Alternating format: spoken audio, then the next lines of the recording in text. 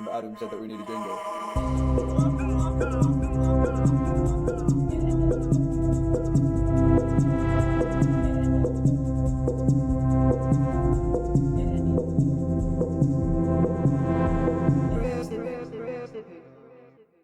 Howdy, everybody, and welcome to the Praise the Pickle podcast. Yay! Was that too much? No, I'm waiting for the second one.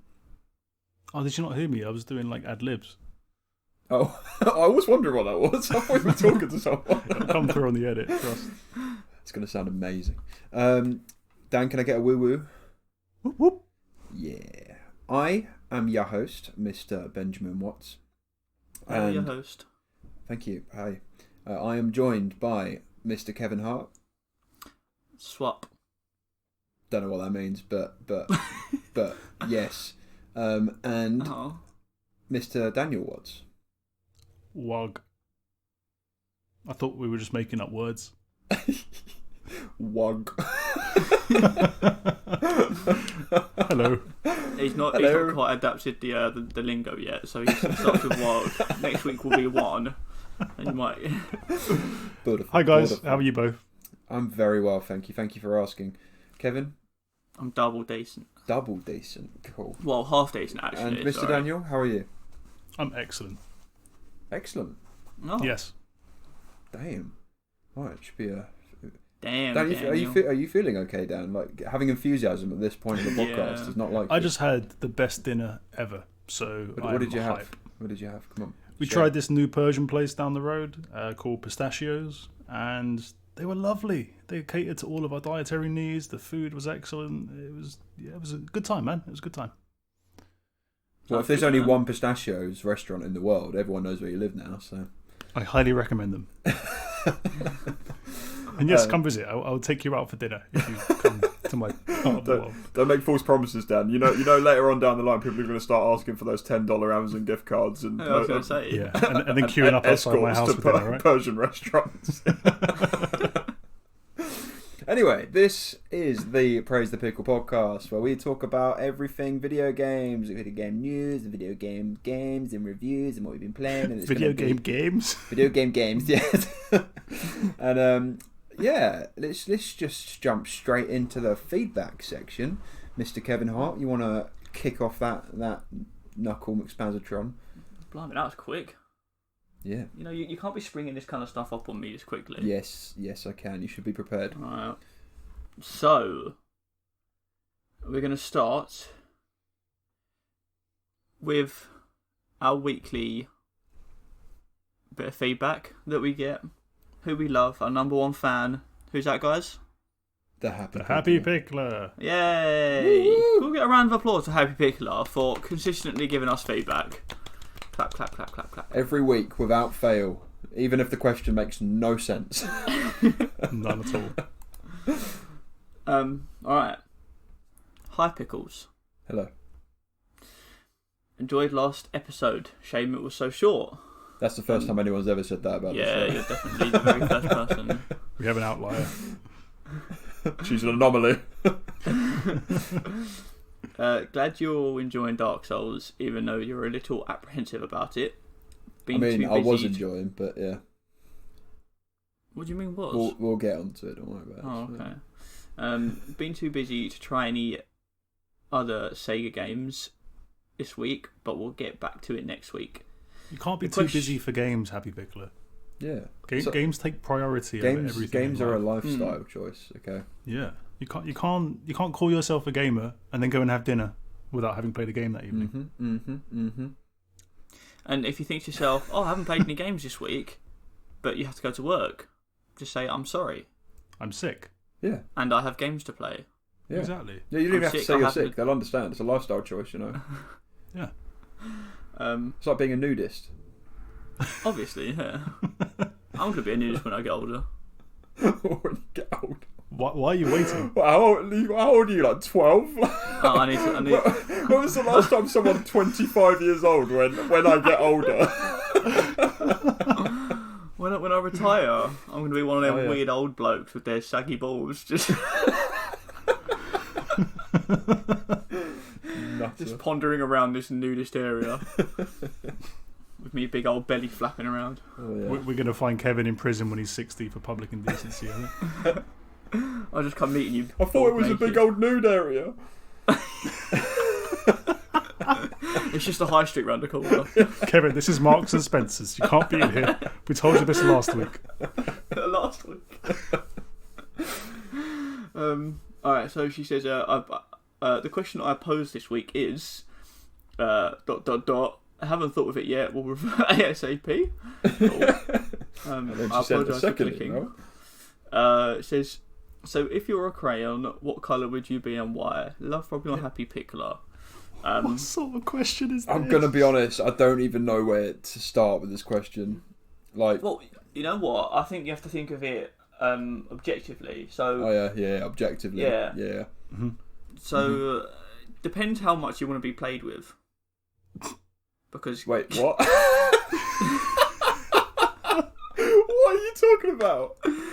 The people that generally use crayons most are kids. And what colours do kids like? So if you like being played with, Kevin, this is you're on a very slippery path right now, Kev. Yeah, that is true. This question is starting to sound a bit weird. FBI, open up.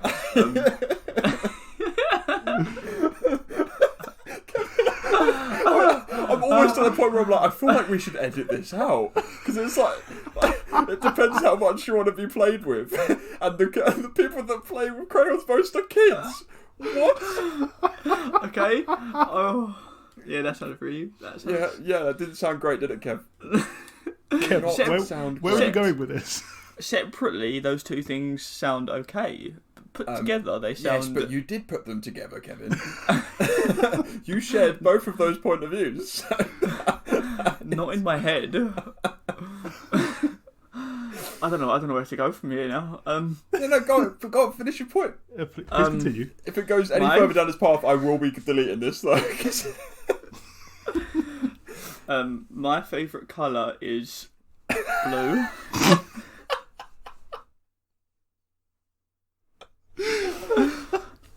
Yeah. You just sounded like a 5-year-old. He doesn't want to put any intellect into it anymore, does he? It's My favourite colour is blue. It's blue. When I grow up, I want to be a nudist.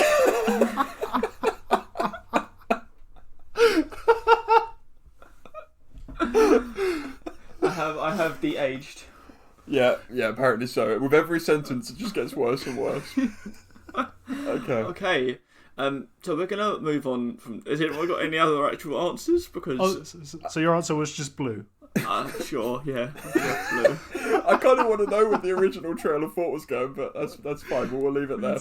I would pick yellow because kids. What? No. How the tides have turned. I just like the colour yellow, and I just feel like it resonates sunshine. Oh wow, that's very deep. Yeah, I would pick white because I like to be left alone. I'll pick white because no one ever uses a white crayon. The most useless crayon in existence. Until you get that one person using black paper. Oh, it's a game changer. Good point. Excellent question, Happy Pickler. Yes, thank you, Happy Pickler. That opened up some seriously wide doors, but that's fine. Yeah, and we'd also like to know what crayon you'd be. Yeah. And why? Because sure. I do want to understand. Serious answer. Yeah. Mine was serious, but that's fine. Because it radiates sunshine. That was your serious answer. Yeah. It blinds people. You poke them hard enough, it does. So, let's move on. Oh Lord. Alright. And we have a new person, guys. We have an outsider. It's madness. A human we've never interacted with. That's amazing. Might not even be a human, it might actually just be a leech, considering his name is Lightning Leech. Which is a dope name, I like that name. Yeah. Me too. His or her, we don't know. Good point. Sorry, I'm typing. I was just putting Radiate Sunshine as one of our episode title names. I was just going to call it Kevin Likes Kids. But... 1 week I'm touching Ben, the next week I'm... Oh, come on. All right, let's quickly move. Anyway, yes. Hello, Lightning Leech. Hi. Lightning Leech, yeah, hello. Welcome. You'll be receiving your $10 Amazon gift. Yeah. In the post. I will deliver it to the nearest lake. Yeah. Hi lads. Hello. How it starts. Thought the last podcast was a cracker. It wasn't as a podcast, but sure. Kevin's poem inspired me to email in. Look at that. What can I say? I'm an absolute legend in the podcast game. Wow. You have a fan. Fanboy, man.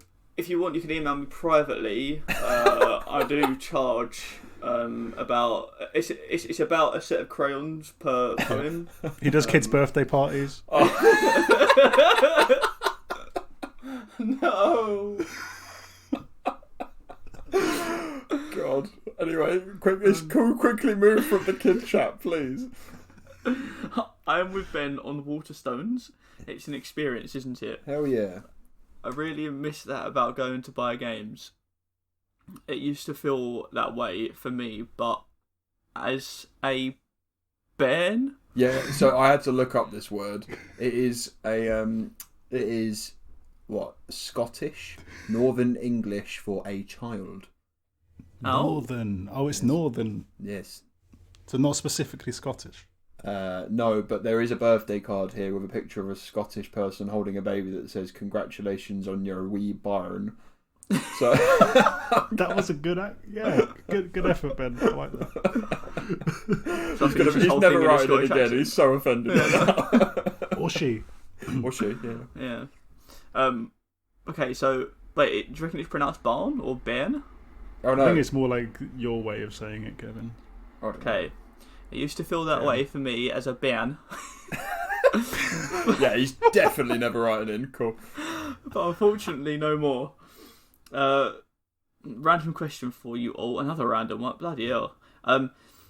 Actually, I quite like this question. You can only take one console to a desert island that somehow has electricity. Look at Lost. That had electricity. What is it and why? Great podcast, lads. Keep it up. Regards, Lightning Leech. Thank you, Lightning Leech. Really appreciate the feedback. This is a hard question, man. I mean, I guess it depends on how many games you're allowed to take. Do you have an internet connection? I think should we just assume that you have every game on that platform? Because sure, that works. Yeah. All right, go on, Kev. Well, okay. If it's a... Well, I do have another question. You said we're allowed one console, but are we allowed a TV with it? That limits it drastically. Okay? Yeah. You'd be getting like a PSP or something, wouldn't you?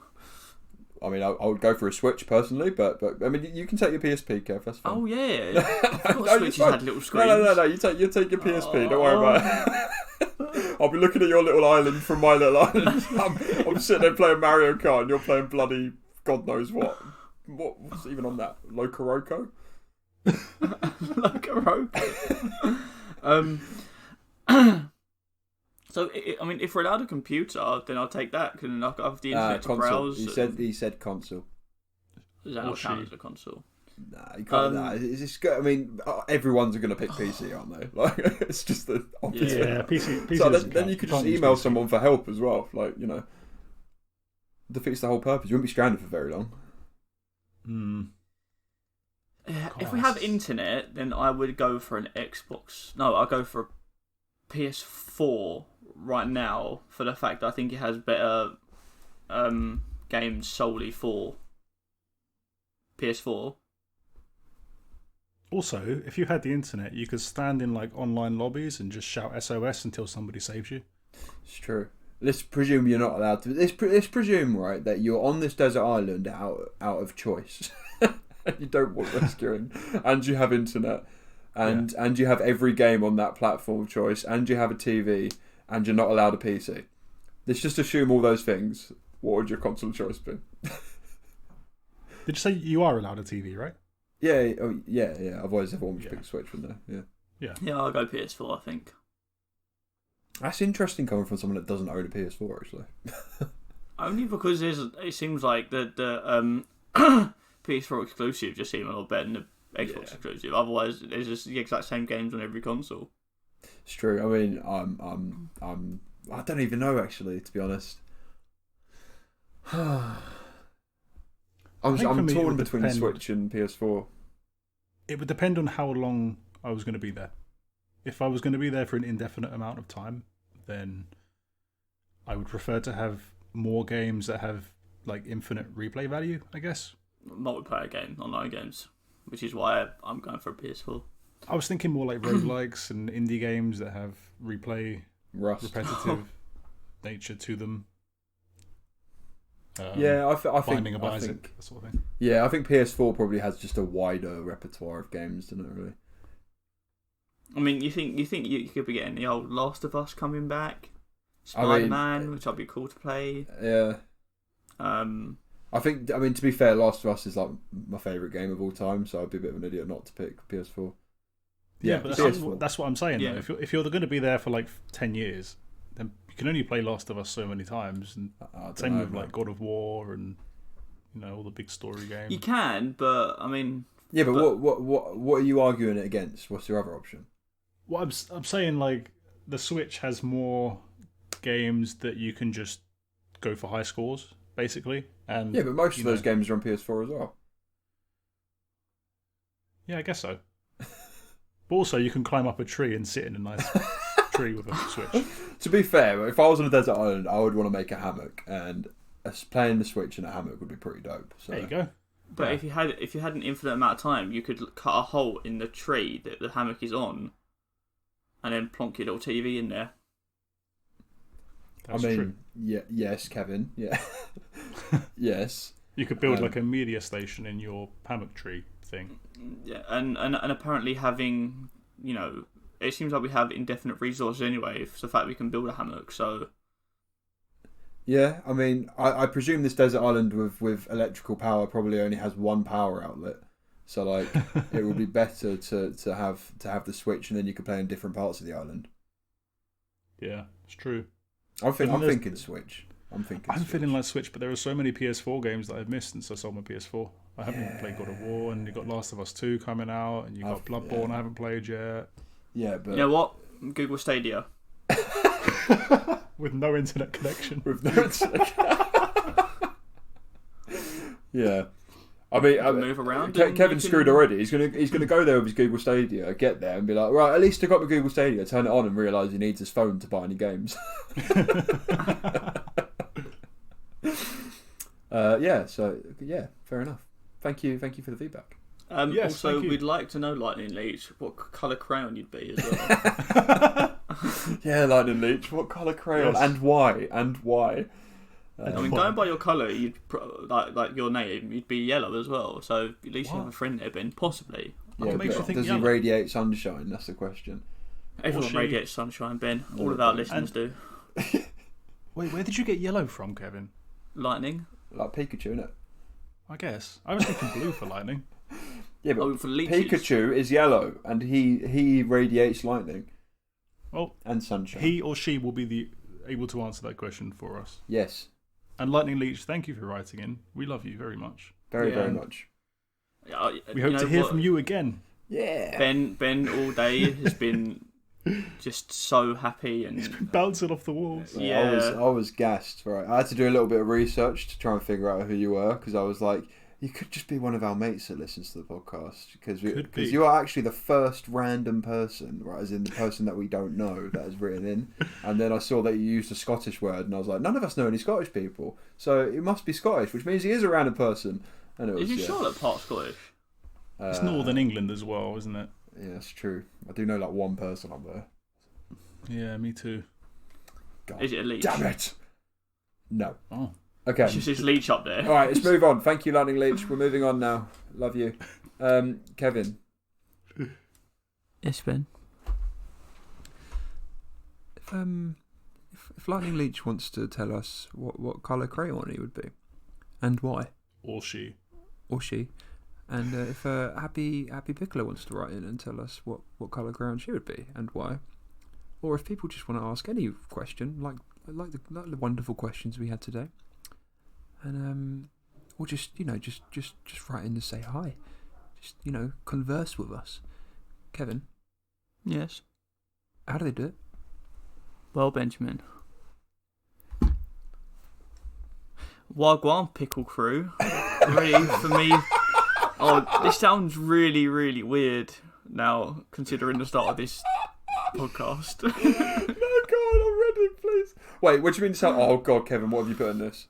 Oh. Oh no. You have to proceed, Kevin. Just keep an open mind, okay? Okay, yeah. Within reason, yes. Wagwan Pickle Crew. Ready for me to blow you away with my epic bars. This is feedback time. Yas. Send us your feedback if you don't mind. Our social medias are easy to find. Hey. Praise the pickle, 3 little words. Even if that does, if that doesn't work, we accept messaging birds. Carrier pigeon, I believe it's called. Guys, I'm definitely going bald. Last but not least, it's our email, used a lot by our happy pickler, who is no fairy tale. Nice. PraiseThePicklePodcast.com.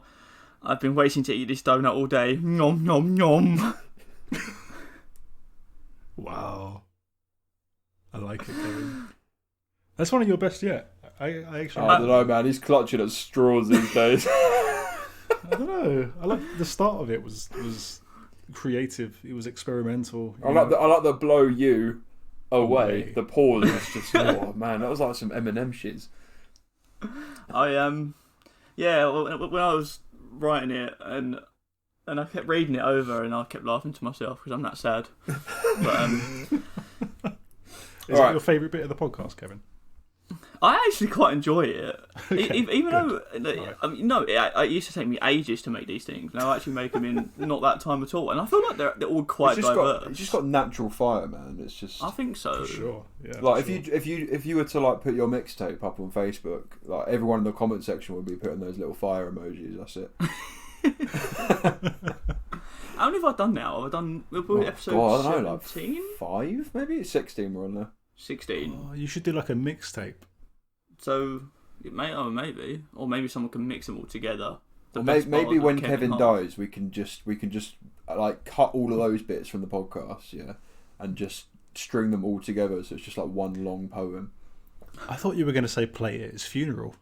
Yeah, that's what I meant. Oh. Yeah. Cool. Yeah. if you're good with that, Kevin. Yeah, I mean, if that's what I'm going to be known for, then go for it. You know, Dante's Inferno is like just one long poem. I reckon Kevin's are going to be like that, right? But you know, they're going to make like a classics book out of it, and then in like a few thousand years' time, people are going to be looking back and being like, "Who is this pickle?" And you're going to start a religion. Oh yeah. Everyone's going to start praising the pickle. And when I die, I'm going to be buried in pickle juice. Oh man! All right, Whoa. Ease it up a little bit, yeah. Okay. Kevin wants to be preserved, basically. Oh wait, you know what I'll do? Yeah, is you know whenever you have them like whenever people die and then you start watching a video of them and it's like, if you're listening to this video, I am dead. Yeah. And then I'll be like, this is my final poem, and I'll read the whole thing out. Beautiful. My final poem, the one that no one will ever hear unless I die. Could you call it Kevin's eulogy? Oh my god. Does this mic just fall over? I might fell off my desk. I just heard it.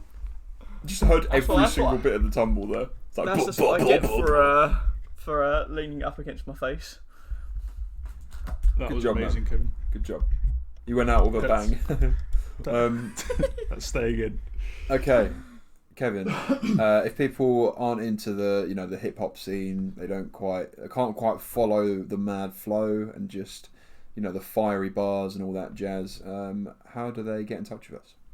Well, I told them last week to get on their hip hop and their rap game. Eminem released an album today, so a whole album. Yeah. Hey, mad.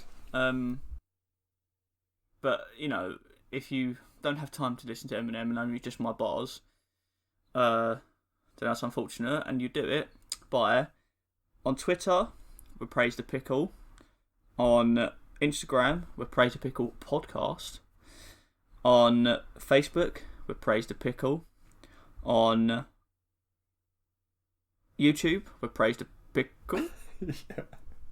and email is praisethepicklepodcast@gmail.com, and I believe that's it. Yeah, you need to finesse that, Kev. You work so much on your bars. You need to just say, all right, on Instagram, Facebook. No, not Instagram. Wait, on Facebook and Twitter, we Praise the Pickle. Instagram, we Praise the Pickle Podcast, and email is that. You just do it for me. Also, make sure you rate, subscribe, all that good stuff, because those are the bits that go the furthest. You never know. We might get Mr. more than Lightning one Lightning Leech. Leech. Yeah, Mr. Lightning Leech could have actually Lightning Leech. It would be nice to know what you listen to us on and how you found us. Yeah, I would actually. Yeah, a bit of the old market research.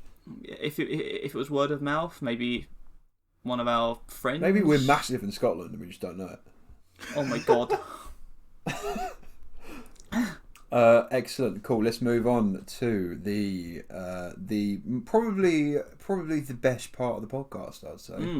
Aww. It's Mr. Daniel Watts's Gaming Roundup. Go. Gaming Roundup. I like that. It's the news. Cool. Go. Yeah. I've got shed loads. Yes. Yes, I censored PG myself. tips. You know what? I don't think we've sworn yet today. Maybe we can actually put this up as a non-explicit episode. That'd be a first. I don't think I've... I mean, we have talked about like child Kevin's. Maybe we should still tick that box. Yeah. We talk about crayons. Kid loves crayons. Oh, wait. Oh my god. Kev, just stop. Just stop. Yeah. Go. Go. I don't even know where to start. I'm going to start with a bit of news that you told me about Monday last week, Ben. What was that? This is purely a rumor. This is pure. I mean, it came from a Spanish news source. Conjecture. Yes, thank you. It was a good one. I read it in a book. What was it? A Call of Cthulhu short stories. Oh, nice. I read it and asked Charlotte what it meant, so now I know what it means. Nice. There's another word as well, begins with like an S. Speculation? Speculation. That's right, I've read a whole book in the last week and suddenly I'm bloody Mr. Dictionary. I didn't even know you could read. So, the Xbox Series X, pardon me, Yes. is the new Microsoft console coming out holiday next year. Yes. This year, even. And it's rumoured, and this came from a source that I don't really know anything about, and it seems a little bit sketchy, to be honest, so I would take this with a pretty large pinch of salt. But they're saying it could potentially have a Windows mode, which means this new Xbox games console could run some kind of locked down version of Windows 10, probably Windows 10S or something like that. Which would, in theory, enable you to do things like run the Microsoft suite of Windows games, as well as things like Steam and the Epic Game Store. That is honestly such a big thing. That is the ticket to the next gen, if that makes sense. If this is true, Xbox have already won. Like, it doesn't matter. If anyone buys a PS4 after this, unless it's your second console, you'll be an idiot, because the repertoire of games that are on PC is insane. Like, you know what I mean? You get that, and you get an Xbox. Remember, like, past console releases, you get the console, and there's 1 to 3 games out on launch, sort of thing. You get an Xbox day one, you've got the entire back library of Game Pass to play, and you've got all of your Steam and Epic games and whatever else to play on it. Well, we're pretty certain that both of the next-gen consoles are going to be completely backwards compatible anyway, at least through the PS4 and Xbox One. Yeah. But I mean, in comparison, the Xbox would just completely stomp the PS4. You know I just can't even... I changed my decision. I want to get the new Xbox on my desert island. Yeah, can you ask us again in a year, please? Yeah, please. Kevin's going to delay his flight for a bit. No, it's a weird one. I think if they did this, if this was true, I don't think it is. I think it would be a stupid idea from a business point of view. Why? Why would it be stupid? Well, if it's true, money. Yeah, because people have their whole Steam library and everything on it, and well, that's what I mean. Yeah. So game? every Xbox, well, for a start, what people are talking about is that every Xbox game that Microsoft sell, they get some commission on, right? Whereas if people were just using the Windows side of things, then they're not going to get any of the Steam sales, any of the Epic sales, any of the Game Pass stuff, really. But also, one thing that people don't seem to be talking about at this point is piracy. So if you've got a version of Windows running, then it's so easy to pirate games these days that it would just, in the short run, everyone would flock to Xbox, and it would be like a no-brainer in the competition sense. But in the long run, Microsoft's Xbox department would just fall apart. It would never work from a business point of view. I think what I'm wondering is, because I've been thinking this for a while, because I was having a chat with someone, a mate of mine, David, and he, just the first name this time, Nice. He was basically considering, he wants to start playing games again, and he was considering getting a gaming PC. And then I was like, what about the next gen consoles? Is it worth waiting for them? Because you'll probably get more bang for your buck in reality for a next gen console than you will for getting a gaming PC at the minute, I imagine. And he was like, yeah, but he does loads of video editing and stuff as well. And the thought just occurred to me. I was like, what if they had a restricted Windows mode on it to perform tasks like that? Yeah, which is, if this was a real thing, that's exactly what it would be. That's what I imagine it would be. I can't imagine there being a fully fledged Windows 10 on there where you can play Steam games. It would be ridiculously stupid. Like, you are creating your own competition with that move. Do you know what I mean? You're literally, if you invite Steam onto your platform, you're giving people the option to buy a game on Xbox or Steam straight away by doing that. Does that make sense? Like, yeah. Every sale you do, everything you'll consistently be competing with Steam for your own games, which you never needed to provide them. It doesn't make any sense. It's just never going to happen. No, I don't think it will. When the PS3 came out, there was they kind of openly supported the fact that you could install Linux. Oh yeah, I remember that. Yeah. Way back, and it didn't take them long to stop that because they realised that as soon as they open up the architecture to people installing software of any kind, whether it's a stripped down version of Windows or even like a tablet operating system or something like that, then it opens far too many security doors, and it's just not feasible to try and support that and patch it and constantly have all these software restrictions in place. It's a nice idea. And I can see them doing it the other way around in terms of having native Xbox games and applications running on a PC platform. Having PC software running on an Xbox. I just can't. I can't see it. I don't. No. I would be gobsmacked simply because of how silly of a decision it would be. But I would be very happy if it had a Windows version. I don't know what it would be. I don't see this happening. But where you could browse, or you could. You know, like the browser on the PS3, was it, that you used to be able to use? I don't know if there is a browser on PS4, but the browser that I used to use on PS3 was garbage. Like, it was just terrible. But having like a really basic, almost like a tablet version of Windows, if that makes sense. Yeah. Like that sort of thing on it, where you could run certain applications, like video editing software, and I don't know if it could help run stream stuff. Maybe it will link with Mixer in some way, their streaming platform. I don't know. Something like that could be really cool, but it's too much of a risk to put any version of Windows on it. Like you said, I just think it would be it's just too complicated. Yeah.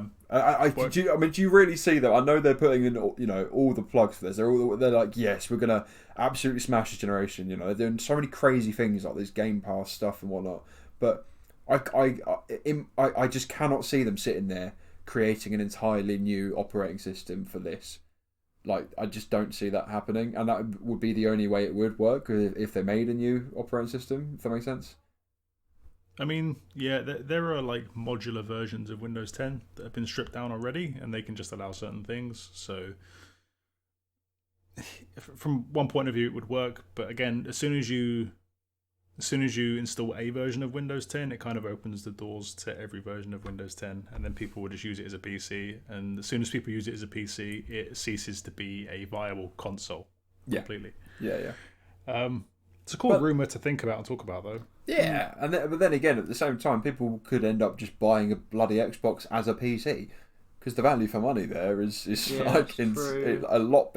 But it's hard because like if they did that and it was literally a console / computer, it would be they would make crazy sales on the consoles. But historically, we know that companies lose a lot of money on.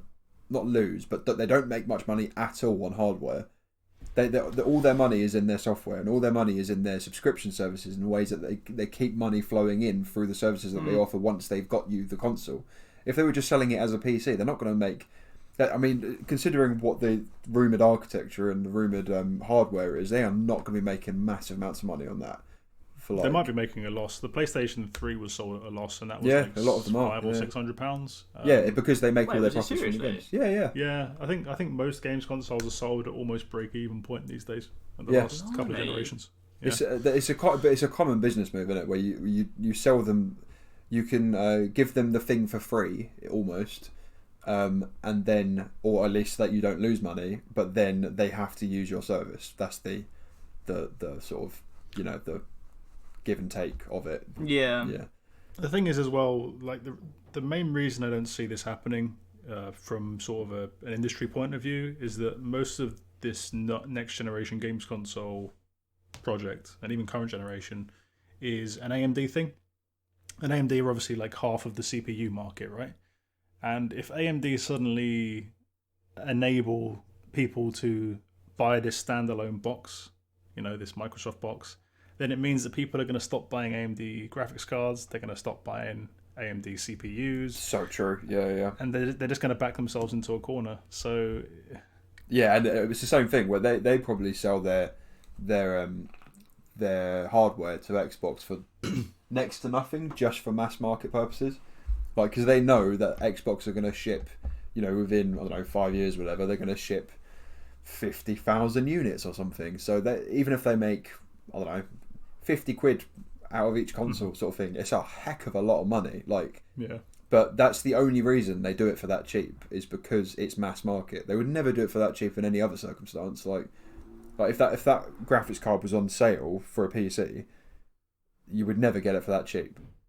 No, and silicon always gets cheaper as well. So AMD have already taken into account that although they cost this much to make now, in 2 years' time they're going to be a third of the price to manufacture. Yeah. And yet the consoles won't go down in price that much at all. Yeah, they don't, do they really? Yeah, obviously they do, but they're not as much as the value of the actual silicon does. No, but from launch it goes down quite a bit. I mean, let's face it, at launch they're quite expensive. like the PS4 Pro was £429 at launch, and if you look at that console now, you think, was it really worth that? I don't think. You look at it now, yeah, of course you're going to look at it now, and you think it's for the time, even for the time, I'd say it wasn't worth that, to be honest. £429 for a minor boost in power. Really don't think it was worth it. I think the thing is, I don't think there's a lot of people that don't really know the difference. I think they just think that because it's the new console, all the games are going to be coming out on that console, and everyone's going to be playing on that console. Know, honestly, so it's going to trigger me so hard when people start buying like the next gen consoles and you find out they're playing on the 720p screen or something, or a 480p screen. Hold my hand up. One thing I do think though is that although with this, Xbox potentially having Windows and being able to use your Steam library and all that stuff, I still think there's a big thing for people much preferring keyboard and mouse.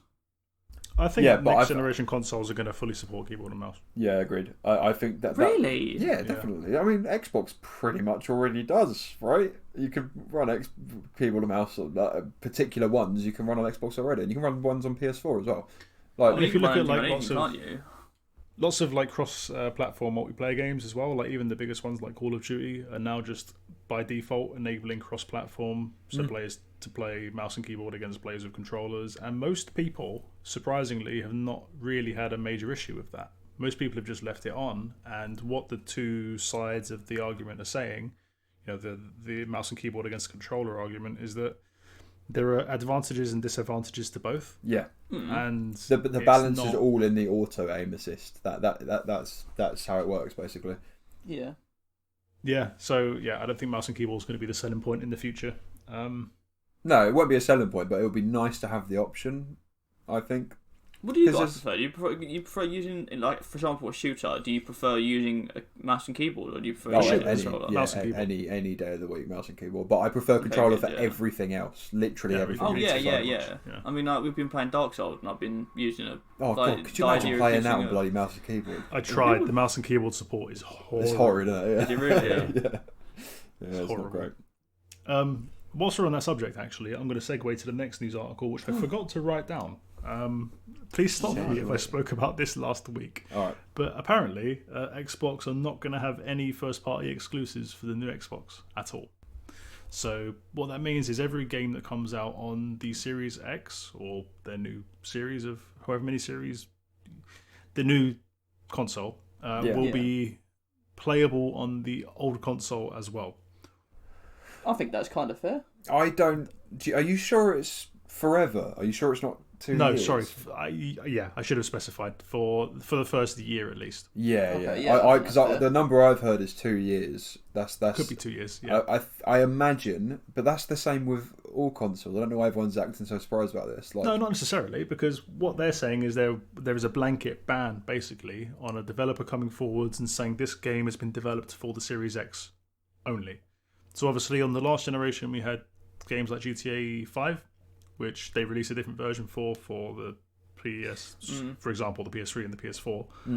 But what they're saying now is, what you also had was like games like the new Killzone, or games like the brand new, I can't think of an example from the time, Gears of War or something. Yeah. But it would come up for the new console, and it would be developed for the new console, and it would take full advantage of the console's power. But in order to play it, you had to upgrade your system to the latest one. Otherwise, you're just sort of out of the loop. What they're saying is that for the first year or 2 years or whatever it is, you don't have to upgrade. So people that have just bought an Xbox One, have still made a pretty good investment, because it means that every new game that comes out on that platform for the next couple of years, they can still go out and buy and play themselves, even if it's not at full capacity. It's still playable. I like this. It does make me worried about the games being inhibited, though, if that makes sense. Me too. It makes me worried. Like, if I buy a new £500 console, that's how much I imagine it's going to be.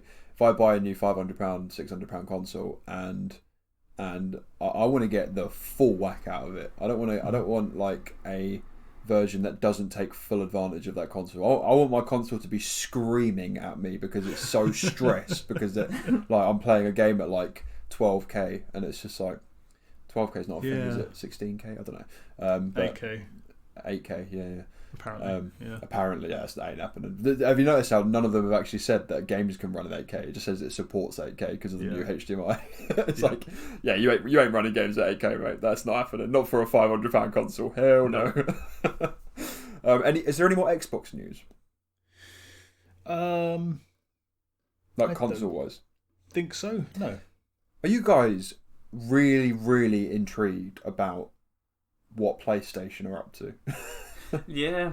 Oh, I've got some news about like E3, for example. That's going to be a big. Oh yeah, go on. That would be a good segue into. Let's segue from that, shall we? So there's a few bits about E3, which is sort of, when does it usually happen? Like June the 12th. June the 12th. Okay. Really? It's always my something birthday, else happens on that day. I can't remember what it is. I'm sure it's nothing important. It's my birthday treat every year, man. Come on. So Sony announced a little while ago that they were not going to attend E3 this year, which is really quite interesting, because we already know that Microsoft don't attend E3, the show floor per se. They do their entire event basically in a separate building completely. So they've kind of segregated themselves from the main stage. And now PlayStation are saying they're not going to have any presence whatsoever. And shall I read out the quote, the statement? Yeah. Sony, a short one. They say, "We have great respect for the ESA, who are the organisation that are behind E3, but we do not feel the vision of E3 2020 is the right venue for what we are focused on this year. We will build upon our global event strategy in 2020 by participating in hundreds of consumer events around the globe. Our focus is on making sure that fans feel part of the PlayStation family and have access to their favourite content. We have a fantastic lineup of titles coming to the PlayStation 4, and with the upcoming launch of the PS5, we're truly looking forward to a year of celebration with our fans. I think it's their 25th anniversary as well, isn't it? No. Or is that just gone? No. That's gone because is it Miyamoto? Is he the guy that does PlayStation? Maybe I can't remember. The founder of PlayStation did like a little video. Remember for the State of Play? Do you remember the end of it? That was for the anniversary.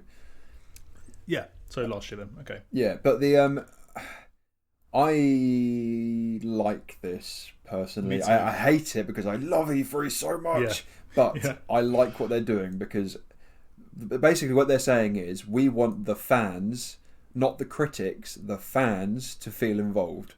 And at E3, the fans don't feel involved. It's a very, very, very hard to get into event where basically it's full of critics. Yeah, it's just full of critics. That's it. You know, so it's like trying to get into the bloody Oscars. Like it's just not going to happen. And I like that angle. I like just being like, no, you know, we're making this stuff for you guys, not for people to talk about it for you guys. This is they're cutting out that middleman. You know what I mean? They're basically saying, look, we are making console for you. That is going to be the events. Us showing stuff to you guys, not us showing stuff to media, which shows it to you guys. If that makes sense. Yeah, totally. Yeah, I'm on board. I hate it because I loved Sony's E3. Like, I mean, the last time they did it was a bit weak because they only had the 4 games in there. But like in the past, Sony was always my highlight of E3, and I love E3 so much. It's like my favourite time of year, man. It's my birthday and everything, and it's just. I still do find it a bit like okay. I get their marketing scheme and I understand what they're doing, but even if it's just a little bit of marketing power, just getting people wanting to go from one console to another, getting a few more fans, getting a few more things, even if it was a little thing, I don't see the harm. I'm sure people not going to go too far out of their way to do something. I mean, they don't need to do it because I believe they don't. The announcement of the PlayStation 5 logo on Twitter, which we all know from last week was just the same as the PS4 logo with a fire instead, I think it was one of the most retweeted, liked, engaged with tweets of all time. The issue is that it's E3 historically has been amazing for what it is, but gaming is so big now and social media is so big now. You just don't need it. Like, do you know what? There was a figure. I can't remember what the figure was. How much it costs these companies to go to these events? I'm sure. Obviously, they're just going to sit there thinking, no, why? Like, we can run our own event for like cheaper and get the same amount of traction. What's the point? You know, you look at Nintendo's way of doing it. Are you telling me that no one knows what Nintendo games are coming out? No, everyone knows what Nintendo games are coming out. I mean, we don't know what's coming out this year. We haven't had Direct yet, but.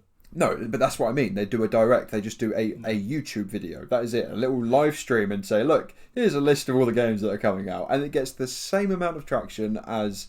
Well, not the same, but for Nintendo fans anyway, it gets the same amount of traction as anything else. Like, E3 is just the same thing, kind of. Well, the sad thing about it, speaking of Nintendo, is that it's... The big three are obviously, you know, the obvious ones. And Nintendo... Amstrad and Nintendo, yeah. Yeah, exactly. And Nintendo are going to be the only people left in the main building now, because Microsoft do it over the road somewhere else. Sony are leaving completely, so now it's just going to be Nintendo plus all the studios. Okay, what I imagine is going to happen is Nintendo will follow suit, and they're going to stop soon, because they barely 100%. Even have an E3 anyway. And they don't need it. They have their little treehouse thing at E3. But apart from that, they do their directs and they're really popular. Like, I love Nintendo directs. Everyone does. It's just a massive list of games. I can't wait for the next one. I'm so buzzed. Yeah, exactly, yeah. It's going to be like an indie game takeover or something. I mean, yeah. They did their indie direct, what do they call it? Indie Showcase? Indendo. Yeah. Indendo. I think it was something like that, though, wasn't it? If it's not that, it should be called that. Nindies, yeah. Oh, I don't bloody know. They do that as well. I'm going to write that down as an episode title. Nintendo. And Xbox are one of the biggest corporations going, and they already have XO19. They already have their own state event. of play. And Like, so, yeah, but Sony don't even have a big one, you know. But Xbox, you remember watching XO19? It's massive. It's just like E3. It's their own thing. They don't need E3. No one needs E3 anymore. That's the sad reality of it. Because it is a sad reality, because it was the only time where it was like the mecca of all of the gaming companies all coming into one place and kind of... Yeah, but I would be perfectly happy with 3 separate massive things a year. Well, we would as consumers, but what I'm saying is in terms of the industry as a whole, all getting into one place and being in a room together and engaging with each other. And all that's that kind true. Of stuff. Yeah, something yeah, exciting about that. Something nice about that. Yeah, it's kind of like the Oscars and stuff, isn't it? Like the big one where you get all these actors that work together and stuff all in one big room, and I guess it's the same sort of thing. But this to me is spelling the end of E3. I think. Yeah. I think last year, to be honest, spelt the end of E3 because of the data leak stuff. Yeah, but that's true. Yeah. But this year, I think, is kind of like the nail in the coffin sort of thing. It was already ready to go down into its grave, and then everyone was waiting to see what Sony would do. Yeah. And the second they said that, it was like, yeah, fair enough. Like that's sorry, E3. I know. Did you see they did a business response meeting thing? No, this was donkeys ago. They did like a so after last E3, they did like a new game plan thing. I don't know what it was called, like a business thing. It sort of went out. I don't know if it went out to the stakeholders and stuff, but they basically sort of said that they wanted to start focusing on influencers and things like that. Which is not the direction anyone that enjoys E3 wants at all. Like, you have TwitchCon, you have all these things where you have influencers. No one cares about that. The only good thing about the influencers at E3 are the cringe compilations from PewDiePie afterwards. That's it. That's just like... Yeah. Anyway, sorry. Did they respond? Did you say? They did respond actually, but they basically just completely skimmed over the fact that Sony weren't going to be there. I'm not even going to read it out because it's so just like, hey, it's still a good place to be, and there's all the brand stuff that's going to happen, and all the activations that are going to happen, and all the partners and exhibitors are going to be there. They're desperate, man. Bless them. Yeah. And it's also worth noting that they've fucked up one too many times now. Sorry, I just swore for the first time this episode. I've ruined it. We need to start again, guys. So, for anybody that doesn't know, they probably should know this because I think it's absolutely disgraceful. In 2019, E3 2019, they decided to leave a spreadsheet of every single one of the journalists and influencers and video producers just public on their website, all of their personal information, to their home address, their phone numbers, their email addresses, all that stuff, just public, just sitting on their public website for anyone to download. And some people might think, right, okay, data leaks, they happen, sort of thing. And I think people need to remember that critics are in actually quite a vulnerable position. Because they go online and talk shit about everything all the time, or talk praise about stuff.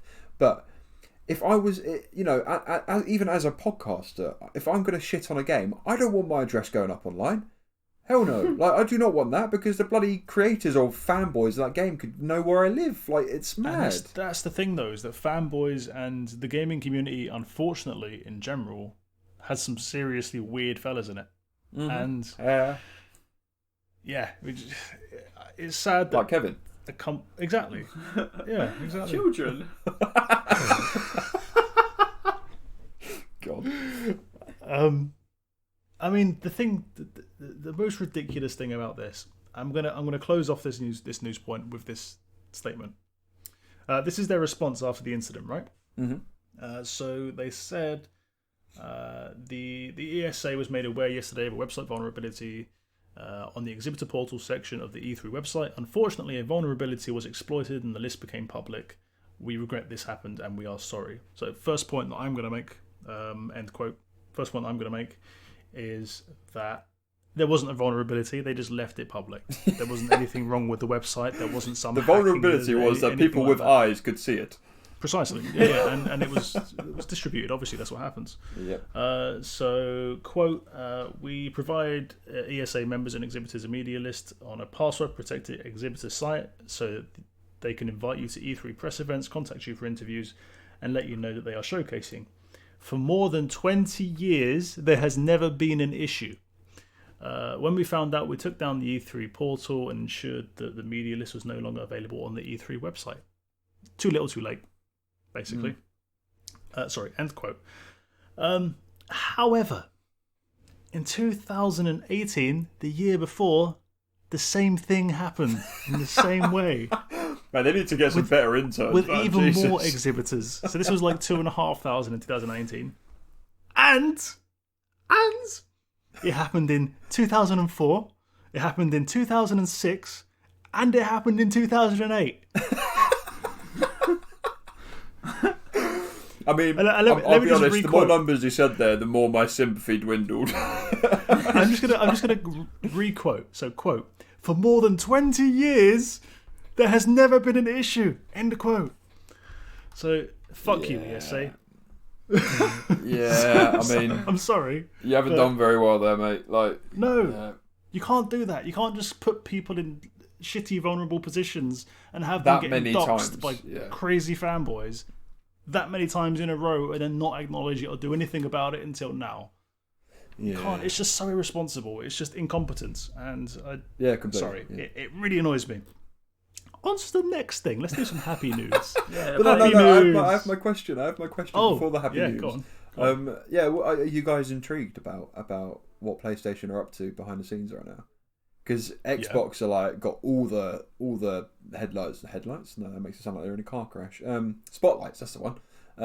At the moment, and I'm just really, I don't know what PlayStation are up to. Whether they're quaking in their boots and they're thinking, "Ah, shit."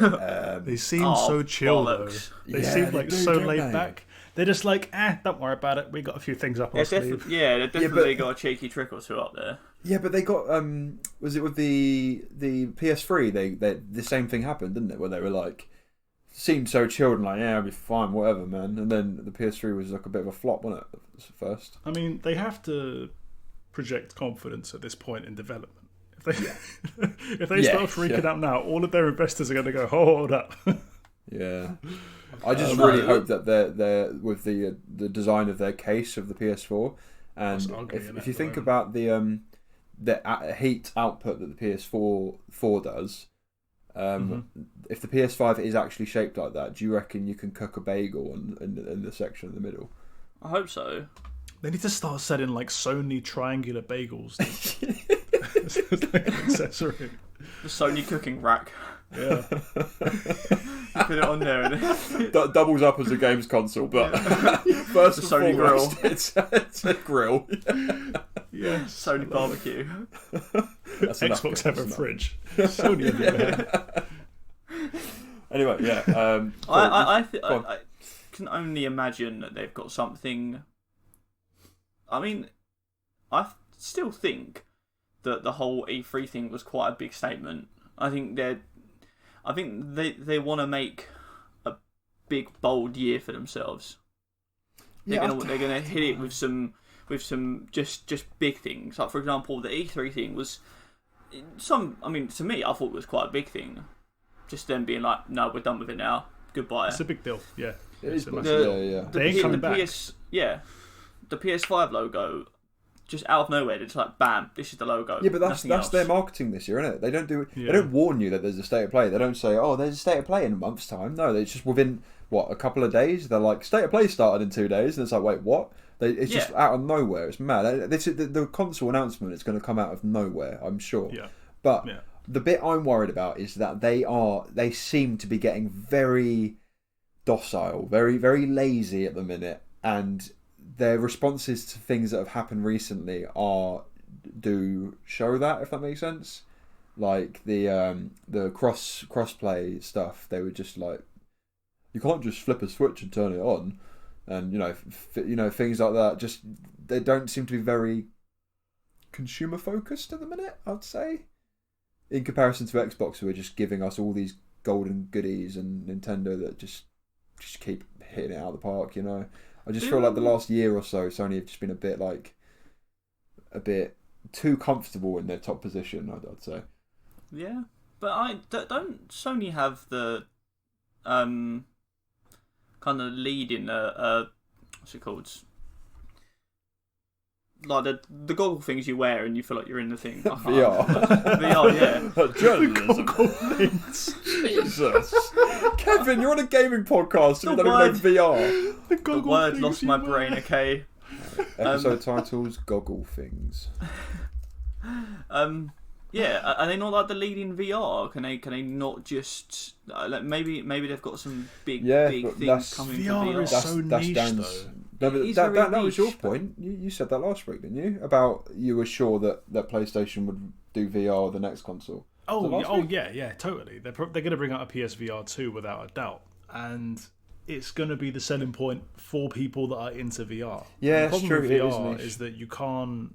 Well, you eliminate 50% of the population with locomotion sickness anyway. Because I know you can do the teleporting mechanics and things like that, but it's not fun to play a game in VR if you're teleporting all over the shop. Like, I think, to be honest, the part of that comes down to education. I think most people that experience locomotion sickness get it from throwing themselves in too deeply too quickly.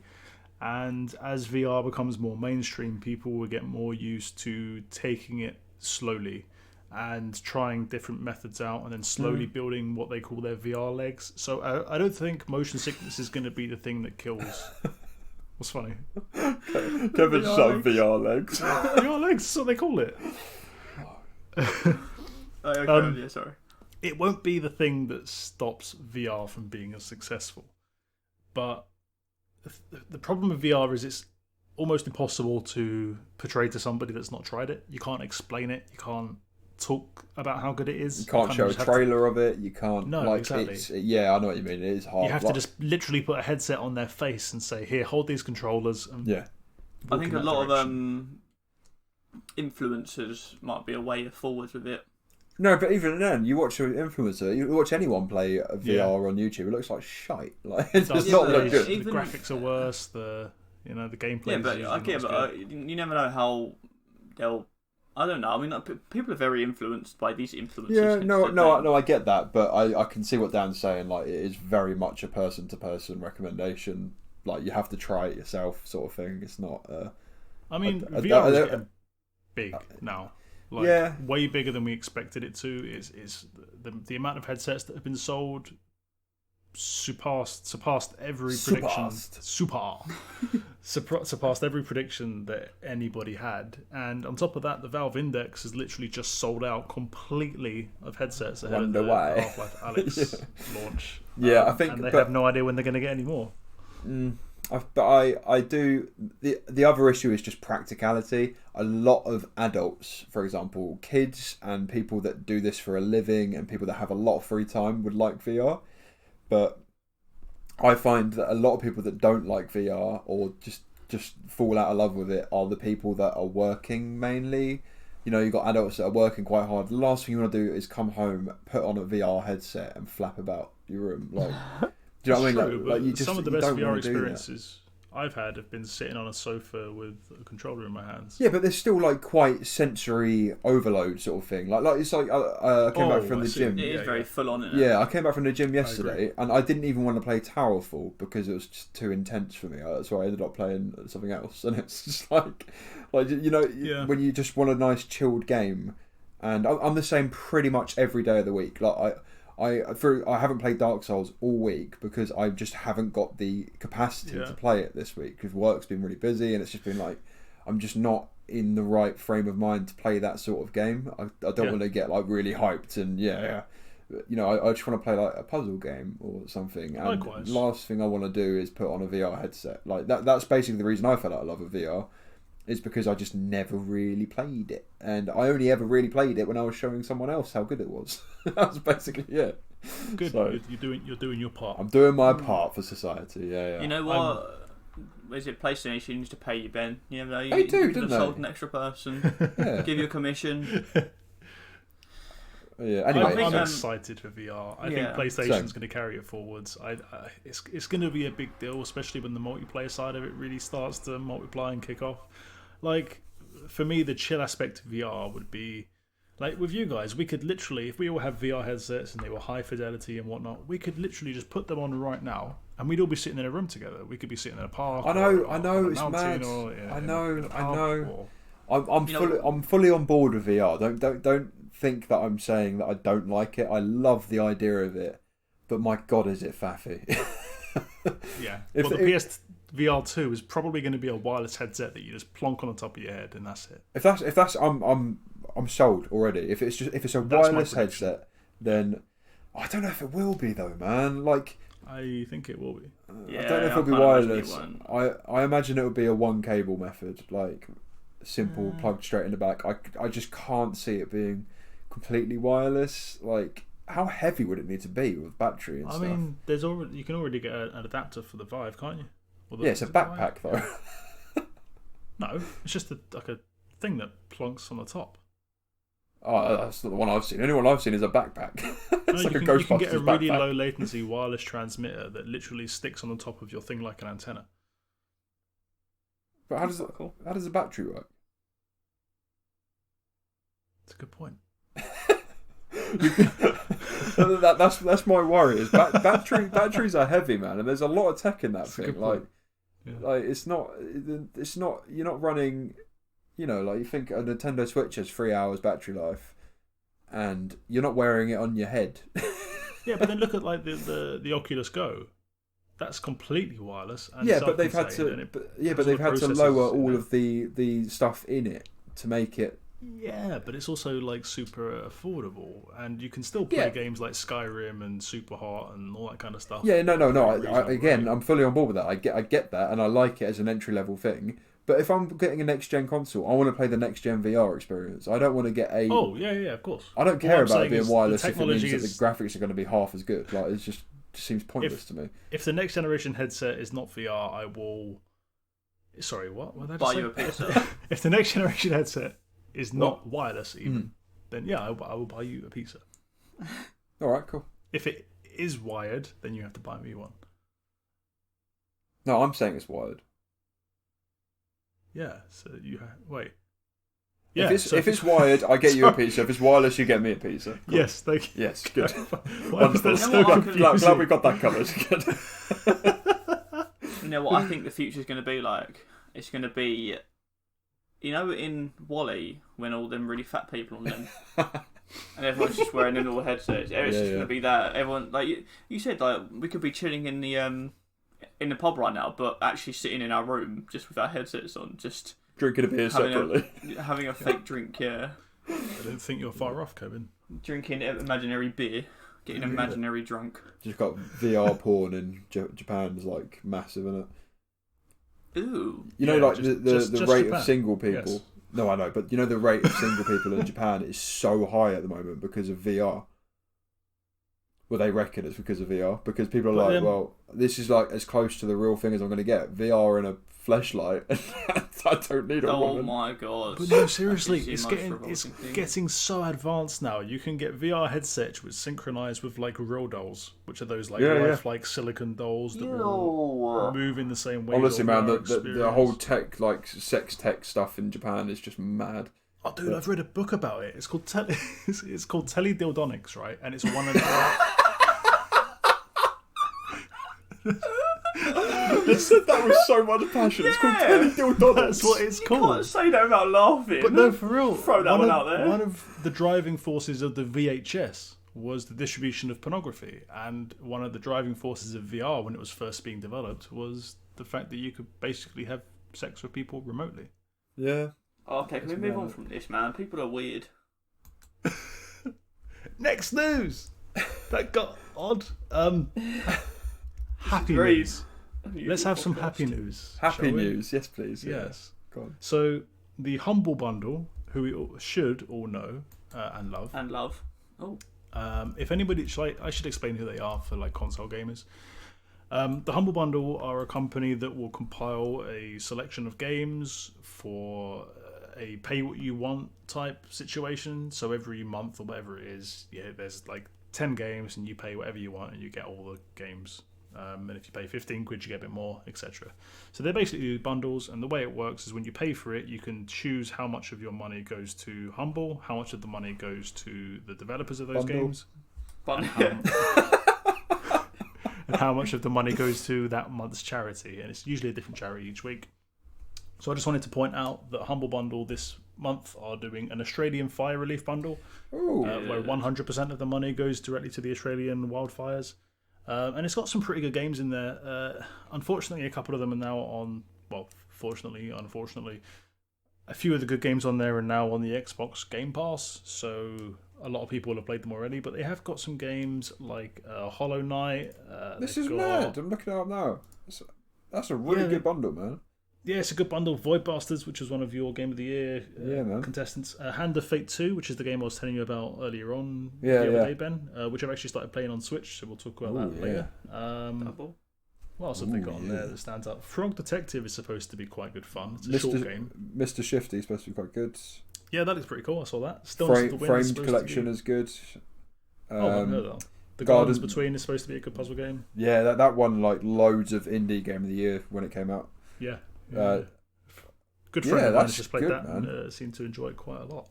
Honestly, if you guys don't have Game Pass, have no intention of getting Game Pass, get it just for Hollow Knight. Yeah. Or like, all just the money get it goes to to donate charity. $25 to the Australian wildfires and get some free stuff out of it. Yeah. Machinarium was awesome, man. It was a really cool click and point adventure game. It was one of the first indie games that I ever played, I think. Oh, Machinarium, yeah. Yeah. And Euro Truck Simulator 2, one of the best games ever made. Yeah, there's a lot of good stuff on it. It's good stuff. I think you have to pay $25, but it all goes to the wildfire campaign and the companies, the charities, the Red Cross, etc., that are dealing with that and all the wildlife. So, yeah, check it out. Alright, I'm going to get it. So, first two people that message in, you can have Hollow Knight and Void Bastards.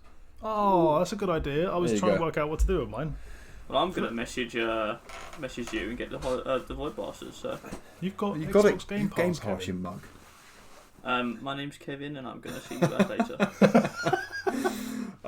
Yes. So yeah, first two people that message in, you can have Hollow Knight and you can have Void Bastards. Both excellent games. And in fact, the first four people could, because I've got 2 license keys myself. There you go. So, so yeah, first 4 people message in, just say hi.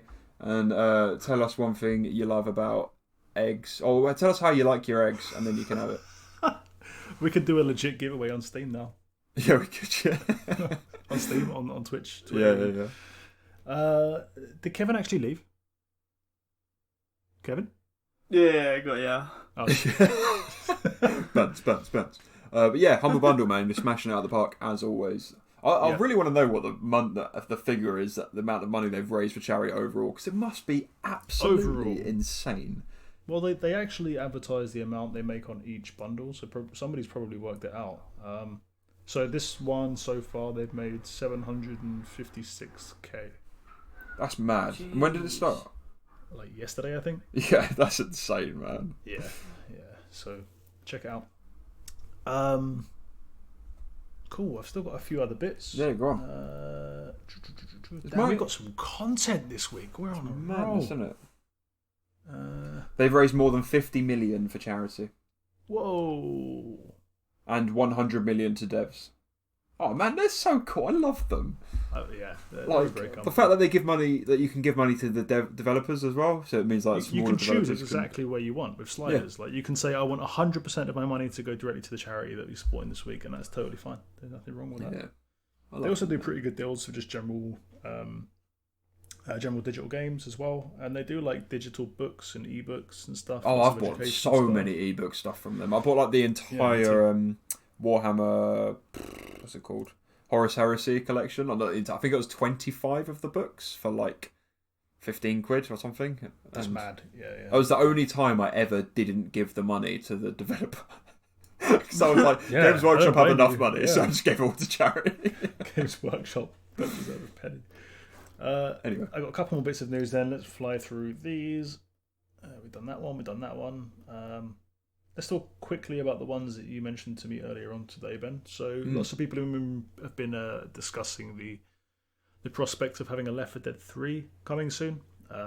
Valve have basically come out and said, look, we've seen the rumours to this effect for the last couple of months. We did briefly explore some Left 4 Dead opportunities a few years ago, but we absolutely are not working on anything Left 4 Dead related right now. So stop asking about it. I think, to be honest, I think it's sad, but I do feel like a lot of people would like the idea of it, but I don't think it really has a place in the current sort of market of games, if that makes sense. Like, It's I just the feel like nostalgia. I just feel like it's it'll be a bit of a dead game now in comparison to what it was like then. If that makes sense. Does that make sense? Yeah. I can't see it. The only thing I would love, I think they should just release a game called Left 4 Dead, and it has no content in it apart from the core mechanics, right? And people just make modded campaigns. Like, honestly, I've played like a full Silent Hill campaign for a mod on sort of Left 4 Dead, and so many, and there's just so much good stuff on there that modders have made, and I just think having like an open source Left 4 Dead would be amazing. But The source modding community has always been. I don't know what it's like nowadays, to be fair, but back in day it was dope. The other one you sent me, which I haven't really had a chance to properly read yet, is the BioShock 4 job listings, which point to a highly reactive world that supports multiple playstyles, according to Games Radar. Yeah, which is intriguing. Yeah, so apparently there are 40 job listings available at the time of writing this article. I might go for one. Do it, mate. Yeah, do it. We'll support you. In fact, me and Kevin will write you a reference. I'll offer them a copy of Hollow Knight. And a $10 bribe. And a $10 Amazon gift card. And a shout out on next week's podcast episode. Yeah. So the type of jobs that they're advertising for are quite interesting. So the senior AI engineer, for instance, says that we have high ambitions of trying AI and storytelling together. And it will be your responsibility to crystallize that ambition around several AI systems. This includes an urban crowd system, crowd system, which I think sounds cool, and the systematic tribal ecology of sometimes hostile AI. Oh, I did that last week. Did you? Yeah. How did it go? Yeah. Yeah, cool. Yeah. Succeeded? Yeah. The systematic tribal colony of colony. Yeah, Nice. you did some tribal colony action. Yeah. All the tribal colonies got. Let's just say they got colonized. No, fair play, man. Yeah. Nice. And that was Ben's application for the job. You know, I still haven't had a response from the Resident Evil Ambassador I program. can't believe that. I know. With the artwork and everything to go with it. know. It's disgraceful. To believe that this is a company that, you know what, they're just like every other company out there. You send your CV in, you get no bloody response. Yeah. It's madness. What's going on, Resident Evil people? Capcom. Maybe the people doing the job adverts were intimidated by you and didn't want to be like showed up. Yeah, that's true. Yeah. They're probably thinking, he's too big of a name, really, isn't he? Like, we need to find Leon and beat him to the ground. Leon is a fictional character, Kevin. Don't be so ridiculous. And go into your VR world. Where's the line, man? Where's the line? Anything else, Dan? A few other job adverts. I will skim over this one because we've been on the news for a while. But yeah, we've got some cool systems-driven experience stuff going on. Sounds like they're basically trying to take it to the next level, and it also basically confirms that we're getting another BioShock, which is really cool. Yeah. I mean, I feel like now is the right time for a new BioShock. Totally. Like a Infinite lovely single player, like just you know, between like BioShock and Dishonored, you sort of bounce between the two. What I did anyway, and they were both like those really good single player sort of just fun, interesting stories and fun to play around in. Those opening cutscenes as well are so good. Oh man, the Lighthouse Man. The Lighthouse Man. Oh, that boss fight. It was too much. Yeah. Any other news stories? Yes. Oh man, keep going. Jesus Christ, journalist Dan is on the case. We saw a Resident Evil gameplay trailer. Did you guys see that? Just wanted to mention. Oh, what? No? Excuse me? Well, I don't know if it was a bit of gameplay. Have you only seen the announcement trailer that we saw? Yeah. Oh yeah, there's been another trailer since then. It's like 2 minutes long. Nemesis looks absolutely terrifying. Like, genuinely terrifying. I'm scared already. Let's just say that. But it looks awesome. That's not really news. I just wanted to mention it. that sounds terrible. I'm kind of intrigued into how much more you played of Resident Evil 2 as well. Oh, this week none. I haven't really played anything this week. All right. Well, I will we'll get to that later. I will play more this weekend, maybe. So the last thing is a couple of delays. Final Fantasy VII Remake has been delayed, and I'm going to read these in the order that I wrote them down. Final Fantasy VII Remake has been delayed and will be competing with Cyberpunk 2077 in April. I know. I find it quite funny because, like, Final Fantasy, I feel like they were like, we don't really want to be competing with Cyberpunk, so maybe we should delay our game. They're like, yeah, let's delay it, cool, yeah, delay it. And then Cyberpunk delayed a game as well. They're like, fuck! I don't know. I feel like the companies probably spoke about it, to be honest. Because these are the two like biggest games that we know about this year, really, apart from maybe Last of Us, which is console-specific, platform-specific. But yeah. I feel like these two are the ones that everyone is proper hype about. But basically, it's being delayed only by about a month or so. It was going to come out in March, and it's now coming out in April the 10th, to be precise. Oh, sorry, no, not Final Fantasy. I'm thinking of the other one that's been delayed. Cyberpunk. No, the other one, the third one, Avengers. Avengers, yeah, just about Sorry, to say the my Avengers little game was... my little thing about the competition. I meant Avengers, not Final Fantasy, because Final Fantasy was only 3 weeks, but Avengers has been delayed to the same time as Cyberpunk. Yeah, sorry. Avengers was going to be May and is now September. Yeah. Their reasons for doing so are basically to give themselves a few extra weeks to apply some final polish. Do it, man. Yeah, I agree. I fully support it. And yeah, same. I don't care about it. As long as the game comes out eventually and it's finished when it comes out, I'd much rather that than a day one massive patch, you know? Exactly. And Cyberpunk or CD Projekt have said, I'm going to read their statement briefly. It said, we are currently at a stage where the game is complete and playable. Fuck yeah. But there's still work to be done. Can you imagine? God, can you think? Right, there is someone in the world now that has played that game. It's absolutely mad. I know. You do not understand how hyped some of us are for this. Yeah, it's crazy, it's insane. Night City is massive, full of stories, content, and places to visit. But due to the sheer scale and complexity of it all, we need more time to finish playtesting, fixing, and polishing. We need Cyberpunk 2077. We need Cyberpunk 2077 to be a crowning achievement for this generation. And postponing launch will give us the precious months we need to make the game perfect. Man, they even crowning do a press achievement release, of this generation. That's what they want it to be. That's what they're aiming for. That's the target. I just love the fact that even announcing a delay can get me more hyped. Do you know what I mean? Like the way they say that, like Night City is massive and full of loads of stories, and I'm just like, and they want it to be more polished. Yeah, polished. You know what?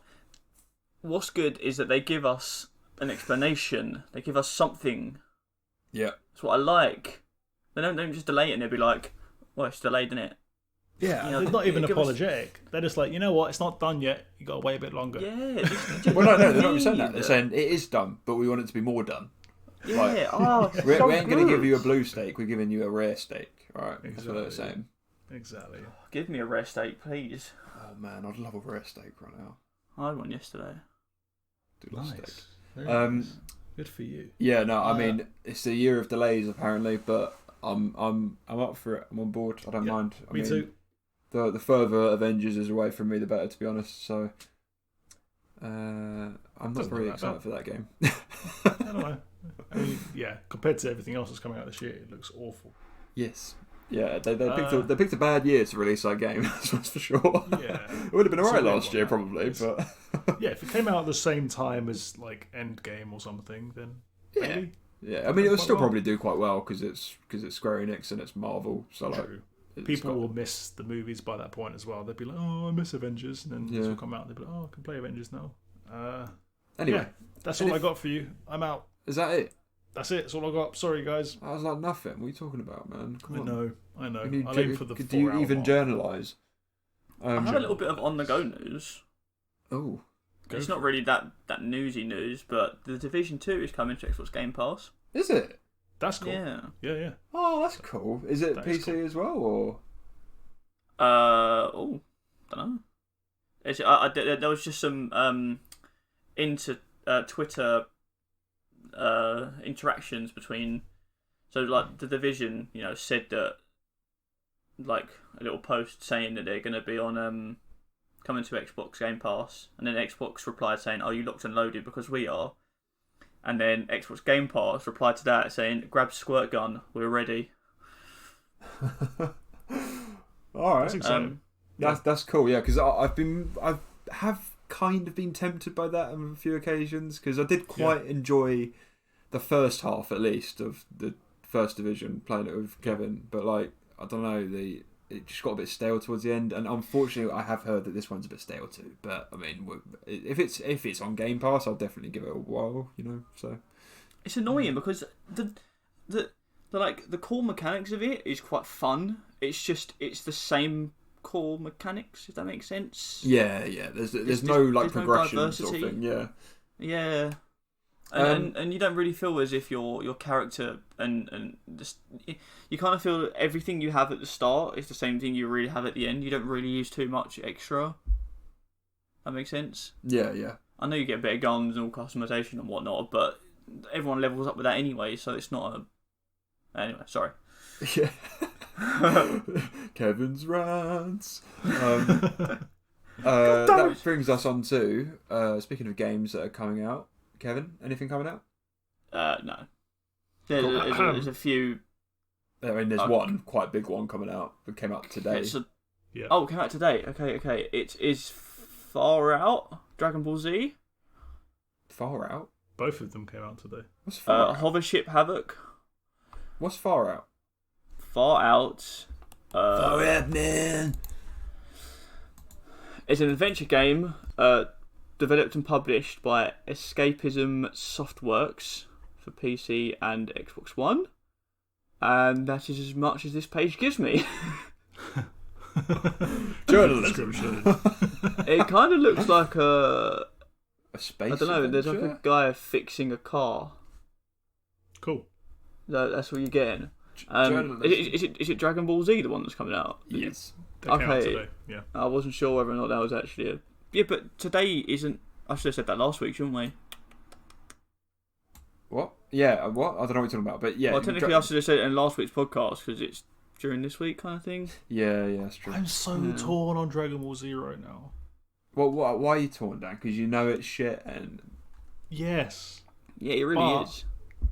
But it's... Dragon Ball Z was like the first anime I ever watched, and it's not an a anime. big like nostalgic. It is an anime. It's not. Shut up, Ben. It's a got a US big- anime. What? No, it's Japanese. What are you talking about? What are you talking about? Yes, it's a Shonen Jump thing, but still. But you can play Anyway. baseball in this game. No, I'm joking. No, it has its moments. I think I want to play it for the nostalgia of because I'm never going to go back and watch the episodes again. But the idea of playing through them, yeah, maybe. But at the same time, it's like 60 hours long, and I don't have 60 hours to play through something that I've already seen, and I know what's going to happen next all the time. But I can't. Yeah. At the same time, I don't know, Ben. Dan, you know deep down that it's not very good. Just I know be deep honest down with it's yourself. gonna be shite. Well, there's your answer then. You're only going to spend 40 quid on a game that's gonna be shite. No, I just wish somebody would make a good Dragon Ball Z game. There is Dragon Ball Z Fighter Z. It's so good. Is it? Yes, it's I haven't played amazing. it. It's Oh, really okay. good. Honestly, if you want a Dragon Ball Z fighting game, then that's the one you need to get. It is really good. That was on sale for like 15 quid on Switch a little while ago as I well. wouldn't get it on Switch because it looks so nice. I'd get it on PC if I were. Have you got it? Yeah. Ah. Cool. Oh, no, wait, do I? No, I had it on PS4. I sold it. Oh, can't have been that good then. Oh, I didn't play my PS4, so. So, Fair. yeah. Anyway, cool. Shall we move on to what we've been playing then? Yeet. Let's do it. Kevin, It's always me first. I'm sorry. It's just... Dan. I haven't played much. I can do it quick. Alright, go. Kill. I have played. I think since we last spoke, I played a bit of Dark Souls. Are we going to talk about that or save it? We can talk about it a little bit. I think I'm in the same boat as you from the sounds of it, Ben. Hey. I think. So I'm at the point now where I'm getting towards the end of the game. Or we are. We're kind of at the same point. And I just kind of want it to finish. I'm done with it, man. I want it off my plate really badly. Yeah. I just don't have the patience to pick it up anymore. No, same. If it wasn't our game of the month, I would have stopped by now, put it that way. Which is not a good sign, but I feel like I would feel the same with any Blood Souls game. Maybe it just feels a bit long. I don't know. It feels a bit boring now, I guess. You know what I think one of our problems we did was the whole joining other people. I mean, okay, Dan, if you had taken all that time that you did leveling me up, leveling Ben up, put that into your own actually progression into your game, you probably would have the game finished by now if you haven't already. I don't know. Probably. No, I'd still be stuck in the first have the game finished by now. And same with you, Ben. If you hadn't have come with me and done all these bosses and stuff. No, man, I don't think you understand how quickly I've sped through this game. Like, I've played it for less than 20 hours, and I'm like, what 2 bosses from the end?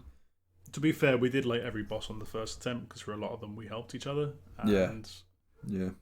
Maybe that's why it got stale. But maybe you'd feel more accomplishment if you did it all on your own. Maybe, I don't know. I'm just finding. I don't know if it's the game I need right now.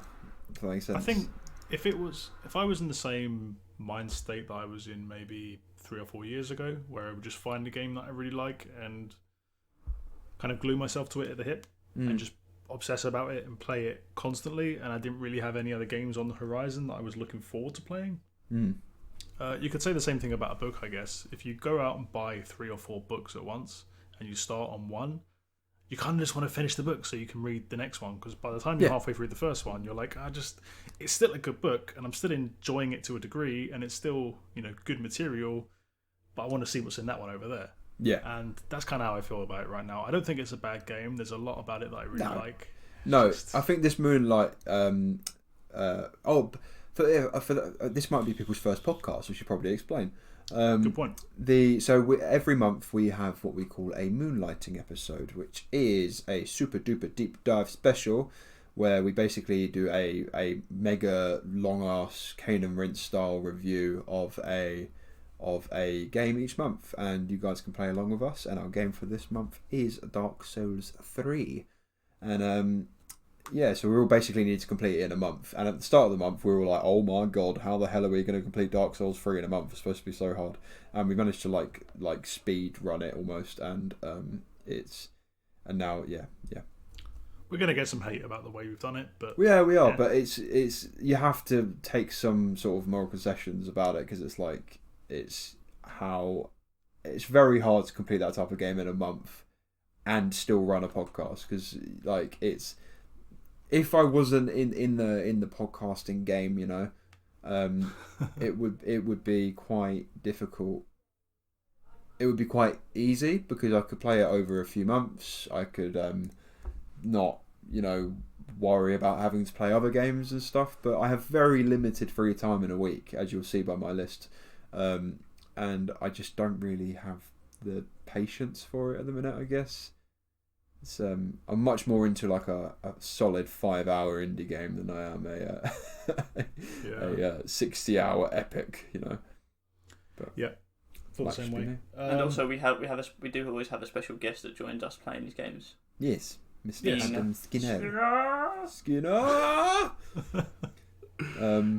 Looking forward to it. Kev, how are you feeling about it these days? I don't know how much to give away. So he's completed it. He's on New Game. He's completed it. He's about halfway through New Game Plus 1 at least. So yeah, I have completed it, and how dare you? I completely forgot to do the DLC bit. So you did the same thing that we did on Bloodborne then? Annoyed, yeah. So I'm very annoyed by that. Apparently, the best bosses in the game are in the DLC. Yeah. I've heard that as well, and I did go into it at one point, and and I got thoroughly attacked by a bajillion dogs. Yeah. Oh yeah. Me and Dan did that. I Yeah. raged so hard. We got invaded while we were getting chased by about 15 wolves, and it was just like, oh. Yeah, so I haven't really gone back there yet because I did Google whether or not the difficulty level goes up with New Game Plus and that, because New Game Plus hits hard. My God. Yeah, I can imagine. Yeah, but and I'm around about. I want to say, what boss am I on now? I think I'm at Lothric Castle, so I've got the weird squid, caterpillary woman. Oh, okay. Yeah. I've done. You've got through that pretty quick. I've done all of. You know that big fiery boss in that with that big worm thing. You know the electric worm. Electric worm. Yeah, in the fiery lake. Is that what they called it? Oh yeah, I suppose. Yeah, I mean, he has an electric attack, I guess. Yeah. Yeah. You know that like behind it, the boss in that area. Yeah. Yeah. But yeah. You know how much struggle we had killing that thing initially. That thing was a piece of piss. That's one thing I found with. I don't have to much to give away now, but one thing I found with New Game Plus is bosses are piss easy. Like, I didn't find the bosses to be the hardest part of the game. See, to me, some of the bosses were. I've struggled with them anyway. But in this new game, I just think it's because I think all they do is they just hit harder. But you now have more stamina. You have more everything. You have more flasks. You have more everything, and it just becomes a bit. I don't know, more simple. Yeah, but, and you know them as well. You know how they move and what their patterns are, and I guess it's easier to adapt. Yeah, but I'll talk more in depth of it when we go and do the actual. Cool. Okay, well, I'm glad you're still enjoying it. Yeah, Kevin, you have so much patience when it comes to these games, man. I'm just like. Okay, I'll give you one thing. Yeah, there's a YouTuber that I found called Chase the Bro. Yeah, he did. I know him. Yeah, and his videos are so enjoyable. He makes Dark Souls. He makes Ben. He makes the PvP side of Dark Souls look fun. That's not possible. And admittedly, it helps for the fact that he has probably every weapon in the entire game, and every single thing. And you know he's. I mean, he even says himself he finds PvE more difficult than PvP. He finds fighting humans much easier than fighting the computer.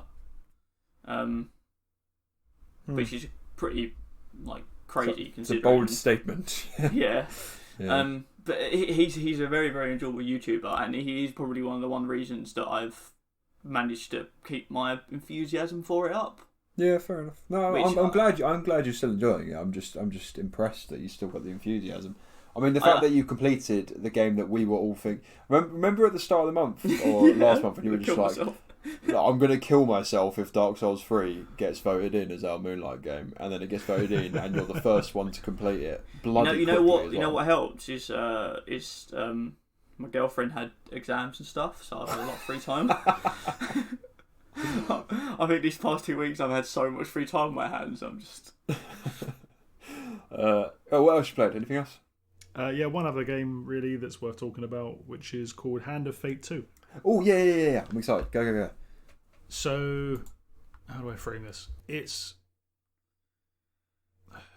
when you start the game up, you're greeted with this very well-spoken narrator who kind of plays the role of like a dungeon master, and you're sitting opposite the table to him, and he's like a sorcerer. So it's a card game. So he starts like floating cards around and rolling a few dice, and he's explaining who you are and what the story is, and it's kind of like a roguelike. So you're dealt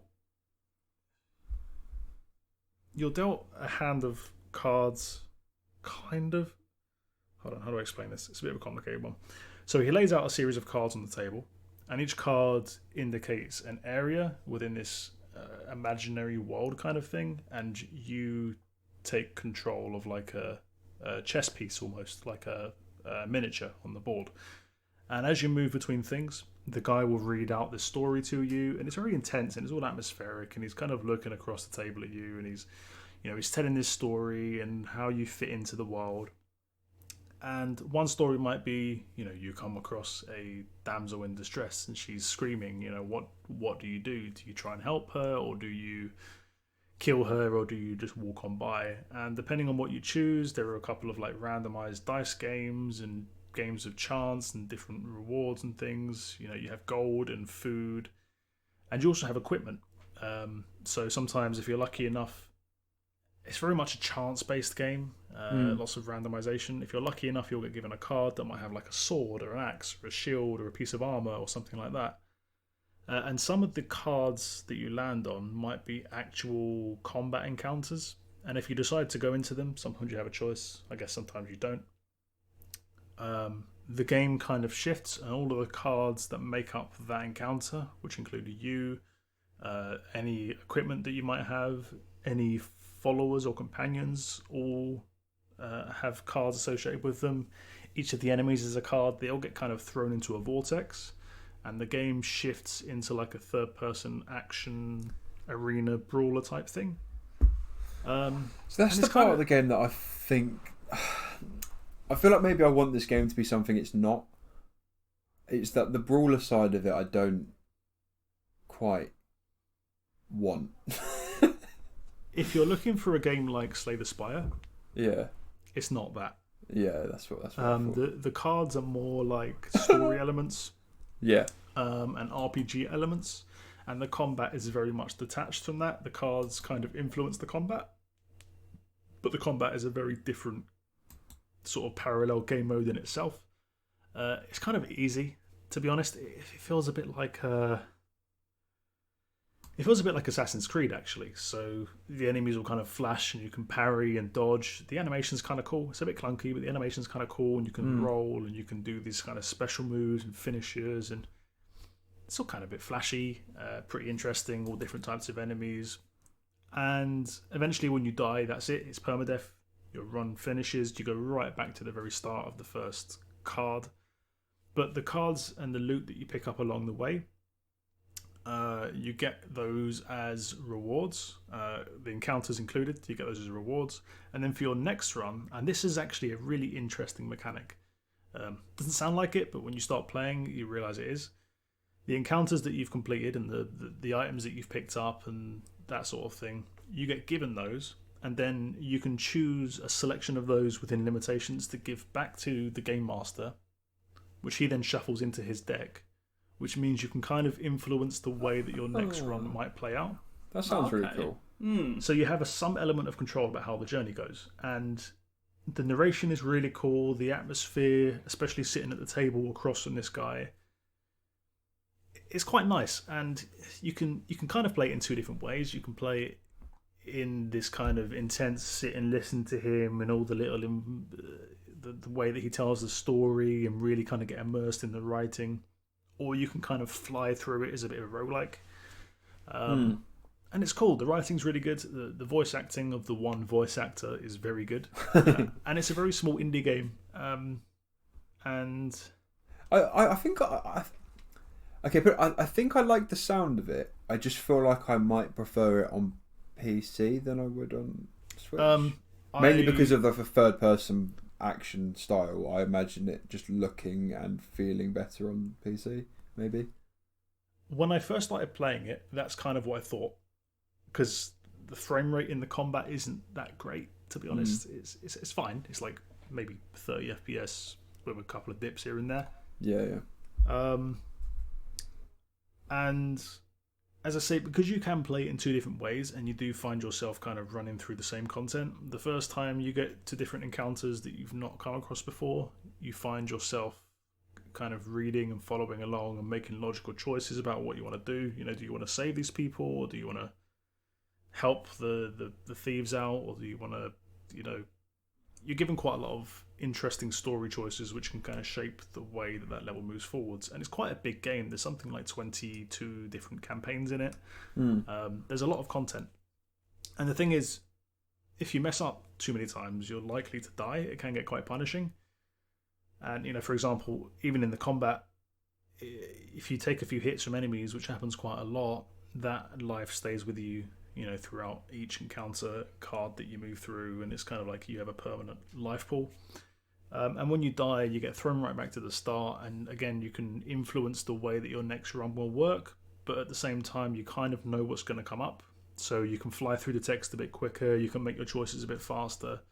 And I feel like, at least on your second run through any given campaign, it's quite a nice portable game to play. Like I was sitting downstairs on the sofa the other day, first run, headphones in, taking in the atmosphere, kind of enjoying the writing and the storytelling. And the second run, I was just kind of flying through it, trying different things, different weapon combinations out. It's very rewarding if you get lucky with your rolls. And there's something quite satisfying about that. It's got some really interesting dice mechanics as well. Very simple, but they work really well. Is the Switch version the full version, like with all the updates and stuff? Do you know? Yeah, the DLC is separate on the store, so...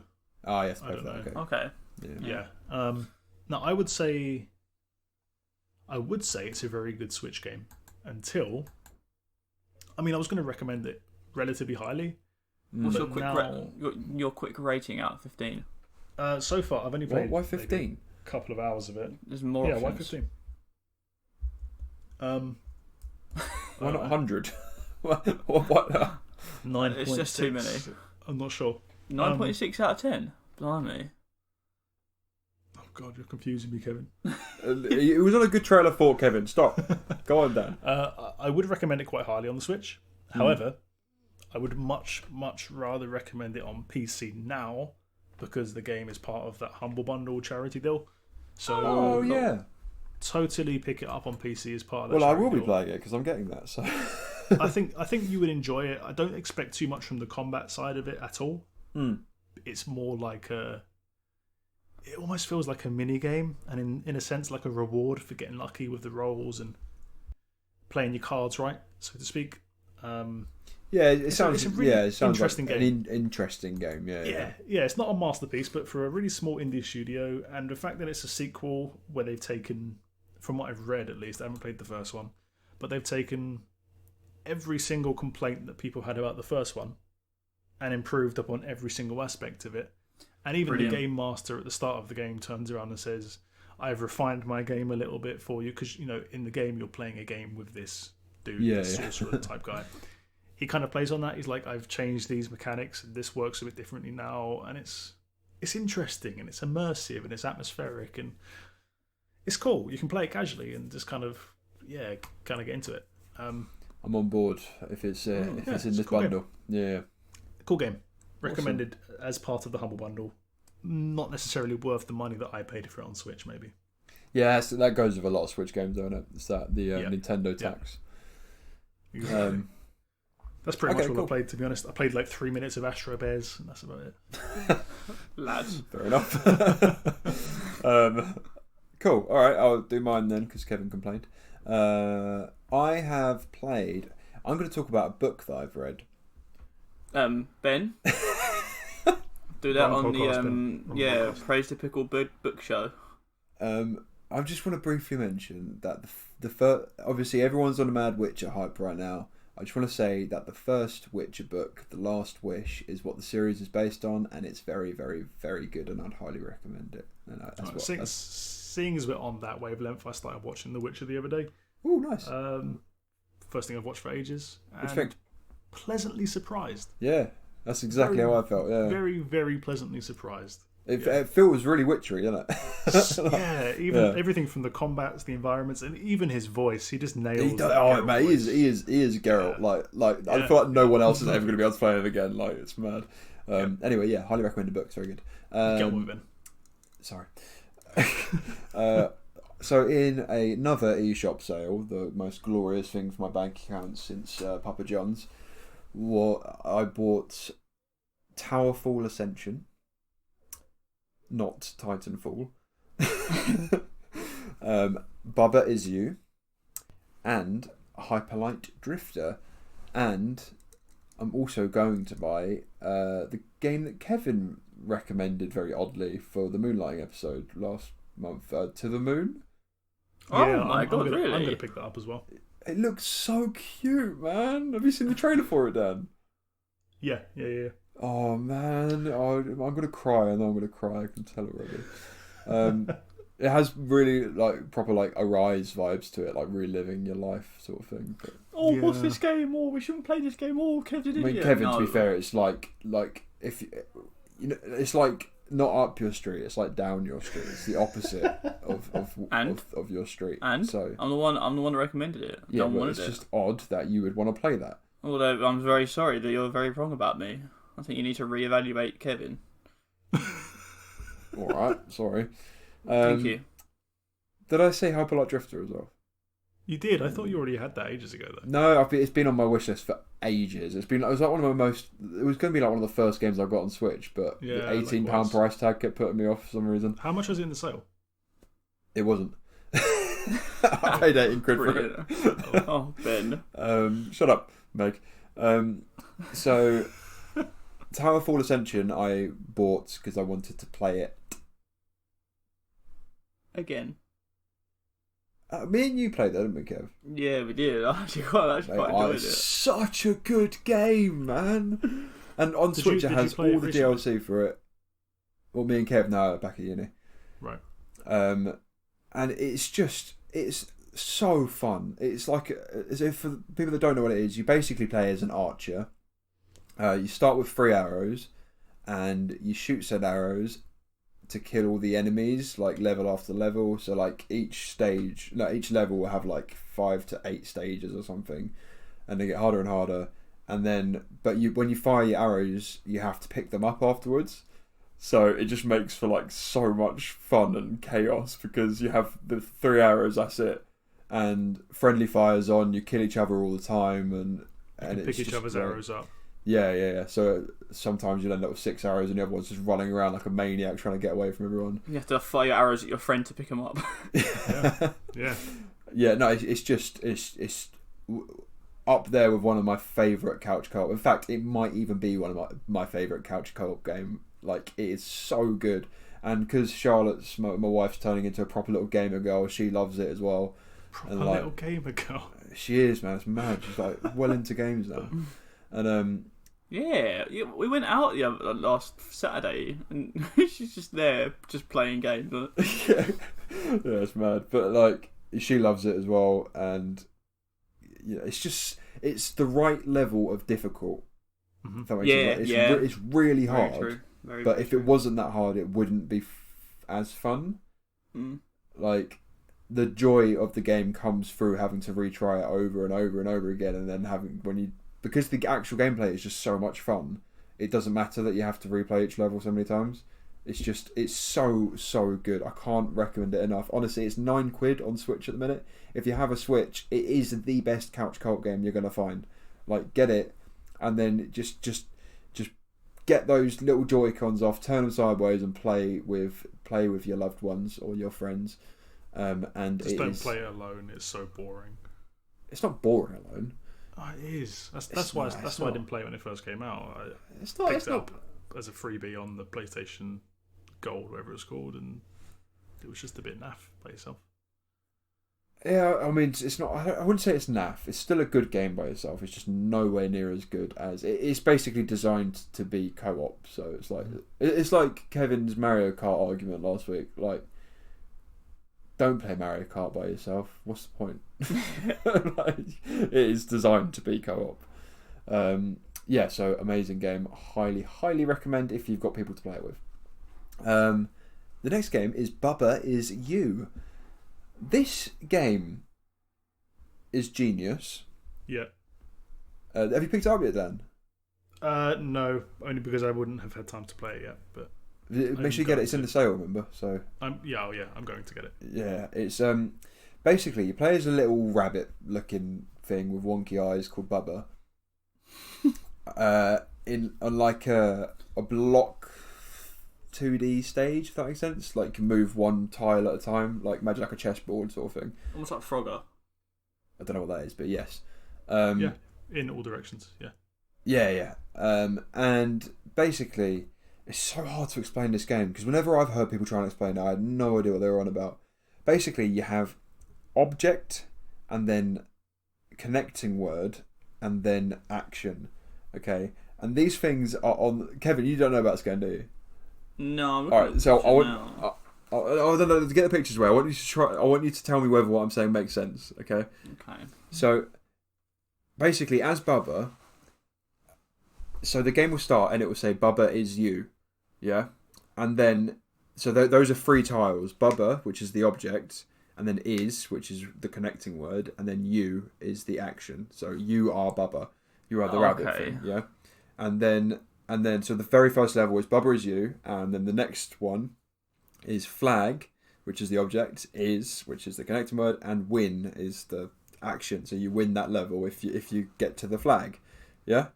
Okay, yeah. So those are the commands. Bubba is you, and flag is win. So you are Bubba, get to the flag, you win. And then you might get to the next level. There'll be a rock in the way, and all these things might be scattered around. The only thing that is guaranteed is that something is you, because if you are nothing, then you lose essentially. So okay. The level will start, and it will say Bubba is you, and then it'll say flag is win again, and then there'll be rock is and push, like all scattered around, and you have to connect them together to make the sentence rock is push, so that you can push the rock out the way to get to the flag. Yeah, so have you got to put the rock in the way of the and? And? Okay, sorry. Ben, you confused us. You said rock is and push. Did I? Yeah. Oh, okay. No, okay. Rock is push. Those 3 are scattered around. Oh, okay. No, yeah, and then you have to connect them with rock is and push. without the word and, you connect them so that it says rock is push, yeah, and then you can push the rock. Yeah. Thank you. It's so hard. And basically, the puzzles get more and more confusing, but they're all so simple at their core, if that makes sense. Like they're just like. But I mean, honestly, you can stare at one of these screens for like, I don't know, like 10 minutes and just not. The amount of times that I've got to a level and me and Charlotte have just gone, well, that's impossible. There's no way that can be done. Like, you just look at it logically. It basically defies all logic. That's what it is genius. It is pure genius. It defies all logic on what should and shouldn't work. Because you'll just be like, okay, so I can only move that way, so how that means it's impossible to do it, sort of thing. And then you'll just figure out a way to do it and you feel like an absolute genius. But there's loads of different actions and there's loads of different items, and you know, you can get what do we have in one? Water is melt, rock is float, flag is win. You got crabs, you got I don't know, you can turn into loads of different objects by connecting loads of different sentences together, and it is genius. And Kevin, honestly, I think you would love this game as well. Yeah, me too. I love the idea of it, man. Well, alright, don't sound too confused. No, I do. I think no, okay. I'm sad because I haven't got a Switch. Well, no, it's on PC. Oh, as it's well. on. Oh, it's on PC as well. Yeah, It'll be quite cheap Okay. on PC as well, I think. But it's might pick it it's up. It's so rewarding. it's well up this your game. street. Yeah, because it's like it's just a proper hard puzzle game, basically. There were moments where, because I played it with Ben and Charlotte, week just gone, and there were moments where the 3 of us were sitting there for a good 15-20 minutes silence. in complete silence, just staring without moving at the screen. And then occasionally one of us would perk up and go, "What if?" And we'd all look around and stare at them. What's your idea? Let's go. It's so we'd all good, be like, man. we'd all be like praying that this theory worked, and we try it, and be like, no, of course that doesn't work. What a stupid idea. And then we'd move on to the next one. And just those intense moments of, you could just hear the cogs turning in our heads, just trying to figure out all these. But it is honestly. I know people say Dark Souls and like Soulsborne games are rewarding, but this is on a whole different level. You genuinely, you feel like Stephen Hawking when you finish one of those levels. You're just like, you just feel like an absolute genius. Your IQ is going up by the second while you're playing it. Like, it's so good. It's so clever. I don't want. It's hard to give examples of what we mean without spoiling some of the answers. My example is the one with the. Remember with that little path, and there was death, and then wind was beyond it. Yeah. And there was just no way of us. That was tough. Yeah, but I can't. I literally can't describe it if I tried. It would take me like half an hour to try and set the scene. But there's just certain situations where you're looking at something and you're just like, well, I can't do anything then, can I? Because if I try and do that, then I'm going to die. And it's just like... I mean, if you've ever programmed, then it's kind of... It will make a lot of sense to you because it's like objects and rules and things like that. It's like if and rules, that kind of thing. But every object on the screen can generally be manipulated by chaining the title or the label of that object with some sort of descriptive. Yeah. So like if it starts off with Bubba is you and you is, I don't know, float or something like that, you can literally take that float descriptive and swap it with the label for walls, and you can say wall is float, and then suddenly every wall on the level is floating. Like, there are so many different ways to manipulate the environment of each of the levels, and I feel like there is more than one solution to a lot of those puzzles as well. And yet it's there was still the one hard. Yeah, the one really early on, so it's not really a spoiler, but basically it doesn't give you any instructions at all, this game, obviously. It just sort of naturally instructs you as you play. And there was one where I was looking at it and the flag was within this like big, like massive amount of loads of walls. And I was just like, well, how am I supposed to get to that then? There's literally nothing I can do. It just says wall is block and Bubba is you. And then I pushed wall down to replace Bubba. So instead of Bubba is you, it was wall is you. And I was controlling all of the walls on the map at the same time. So instead of moving around as Bubba the little rabbit, I was moving around as the walls, and I just walked straight into the flag and won. I was like, "What?" It sounds so ridiculous, but when you play it, when it clicks, it just makes so much sense. It's brilliant. It's honestly so brilliant. genius. I'm so upset that I didn't play it for Game of the Year last year. Like it would have been up there for me, I reckon. Yeah. Like, it's so good. Everyone kept talking about it, and I kept looking at screenshots and being like, "Well, this looks like shit." It looks really crap. I don't know why people are raving about this, but no, it's amazing. Highly recommend. Kevin, you still there? I am. I'm in the process of buying this game. Yes. We've converted another. Excellent. And then the last game I'm not going to talk about this week because I've literally played less than 10 minutes of it, is Hyper Light Drifter, which I only just bought last night, so I haven't had a chance to play it yet. I look forward to hearing about that because that's really quite high up my list. Emotional story, cool graphic style. Mm-hmm. Yeah. Yeah, it seems really cool so far. There's no talking in it, no dialogue, no text to read, nothing. It's just all visual representations and stuff, which I quite like. Yeah. It's another one-man band thing, isn't it? Say again, sorry? It was made by one person. It's one of those sort of games. Yeah, and it's got a really interesting story behind it because it's made by someone with like a heart condition or something. Yeah. And it's like his story, like an abstract version of his story. Heart disease. Yeah. So it's basically loads of articles on it, how a lifetime of heart disease birthed Hyper Light Drifter sort of thing. It's basically based around that, and the main character has a heart disease as well. And I think the story is where you're trying to get a cure for it. That's kind of your quest, if that makes sense. But it seems really cool so far. I haven't played it nearly enough to be able to comment on it, to be honest. So, you play it more. It. Yeah, I bought it to play on my commute today, but I thought you were just going to say I bought it to play.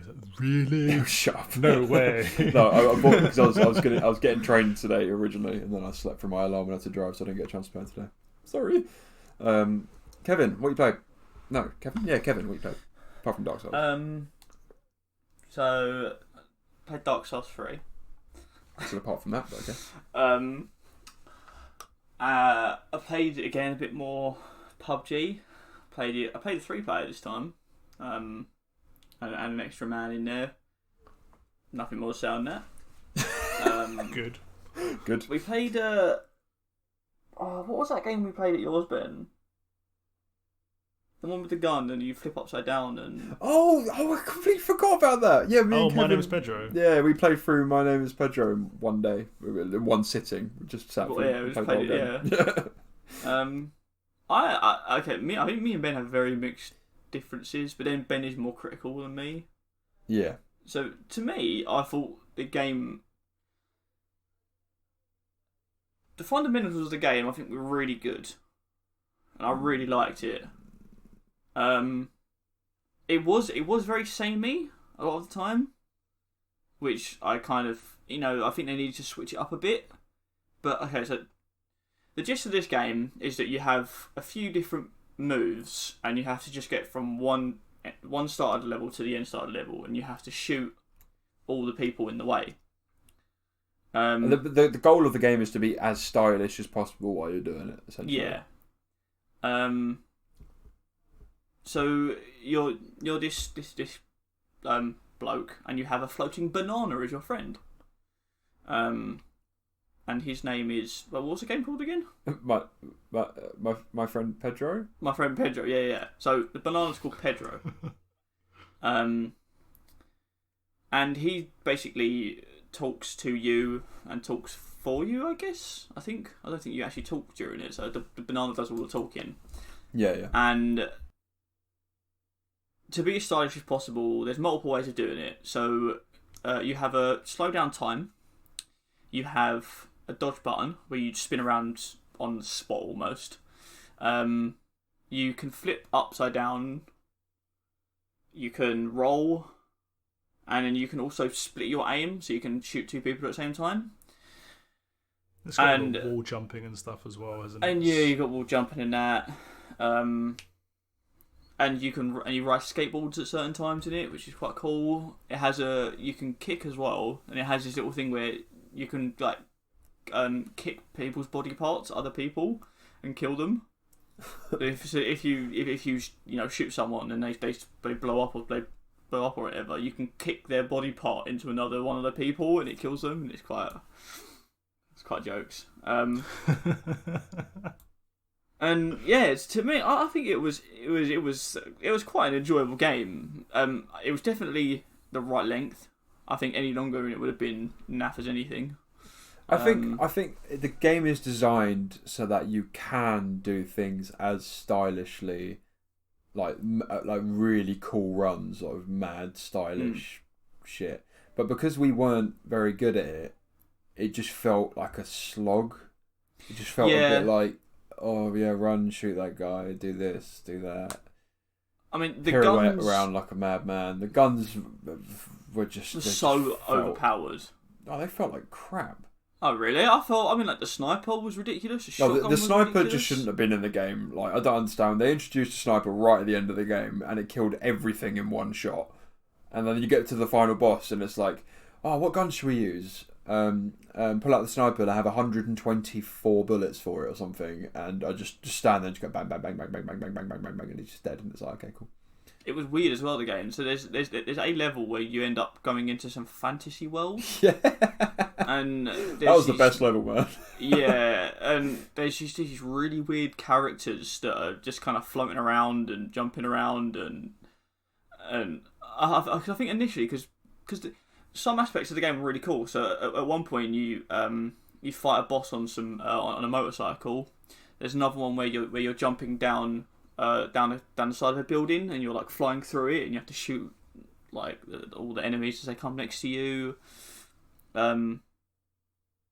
Yeah, and I was saying to Ben, like, you can go to cool levels, and then I think the next level it was this random trippy world.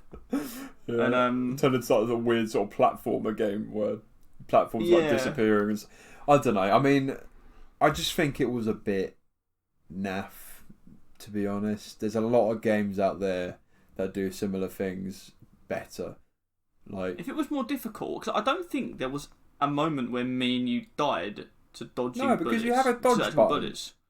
Yeah, the dodge button was very overpowered. If you just keep pressing the dodge button, you just don't ever get hit. But that's not what the purpose of the game is, though. That's what you have to remember. Like, again, the purpose is to high score chasing, like doing mad shit, like kicking a skateboard as you're flying through the air and stuff like that. I don't think it's designed for us. I feel as if you like the game should be. You have to be as stylish as possible, because being more stylish is you're more likely to kill people. I mean, if you're flying through the air aiming at two different people while doing a back flip and stuff, and then you kick a skateboard out of the air or something, I feel as if doing that kind of stuff should be better than literally running and just going bang, bang, bang, bang, bang, bang kind of thing. Yeah. Oh, that's what you mean. Yeah. No. reward Yeah, like you, yeah. the difficulty should be in like the stylish parts of it should not make it easier, but like the reason you have to be stylish is because it's a hard game, as opposed to you can either be stylish or you can just run through and just be like bang, bang, bang, bang. Yeah. I know what you mean. I found the controls a bit. I feel like there was just too many. Yeah, it was so Amount of time- confusing to aim in two different directions and stuff sometimes. Yeah, and you know, I remember sometimes like Ben was like, just press the dodge button, and I'm like, I feel like I'm pressing the dodge button. Pirouette. Yeah, that was it. Yeah, pirouette. But then I ended up rolling all the bloody time as well. That was annoying. Yeah. I don't know. I think it was. I don't think it was very good personally. I think it was like a 4 or maybe a 5 out of 10. Oh wow, you rate it way less than I would. Yeah, I'll rate it better than that. What would you rate it? A 6.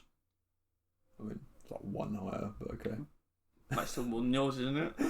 I feel like this is going to be a common trend where I rate You said a everything 4 or lower 5. than everyone else. Yeah. I mean, I just have higher expectations, man. Like Outer Worlds was worthy of a 7. You can't say that My Friend Pedro was 1 less than that. yeah, maybe. I don't know. But you can't compare games like that. They're based. I can compare games however I like. It's based on opinion. Thank you very much, Mr. Daniel. The soundtrack for My Friend Pedro gives it an extra 4 That was points. cool. No, the soundtrack was soundtrack good on was no, it wasn't good. It was all right. Yeah, it was It was hypey. perfect. It was hype. Yeah, exactly. Yeah, it was okay. I liked it. I wasn't- thought I it was wasn't cool. the It biggest reminded me of the old like Devil May Cry games where it was almost impossible to die, but you kind of wanted to get the S rankings and stuff as you were going through the different encounters for no real reason other than it was kind of nice to get. It was funny as well. The game was quite funny.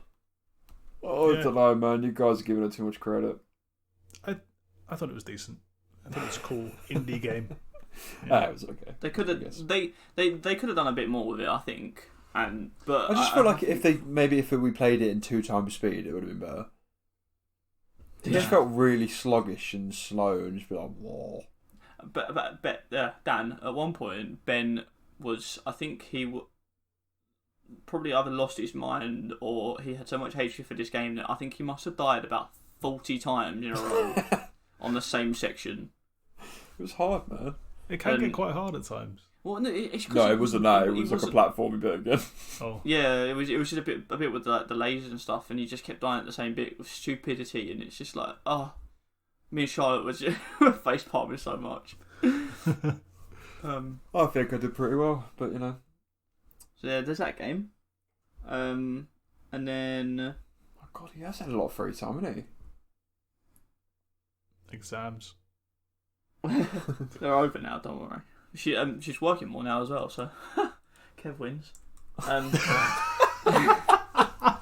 God, you better hope she doesn't listen to this. And then I bought and started playing The Witcher 3. Oh, Yes. nice. What do you think? I'm only just gone past the first town.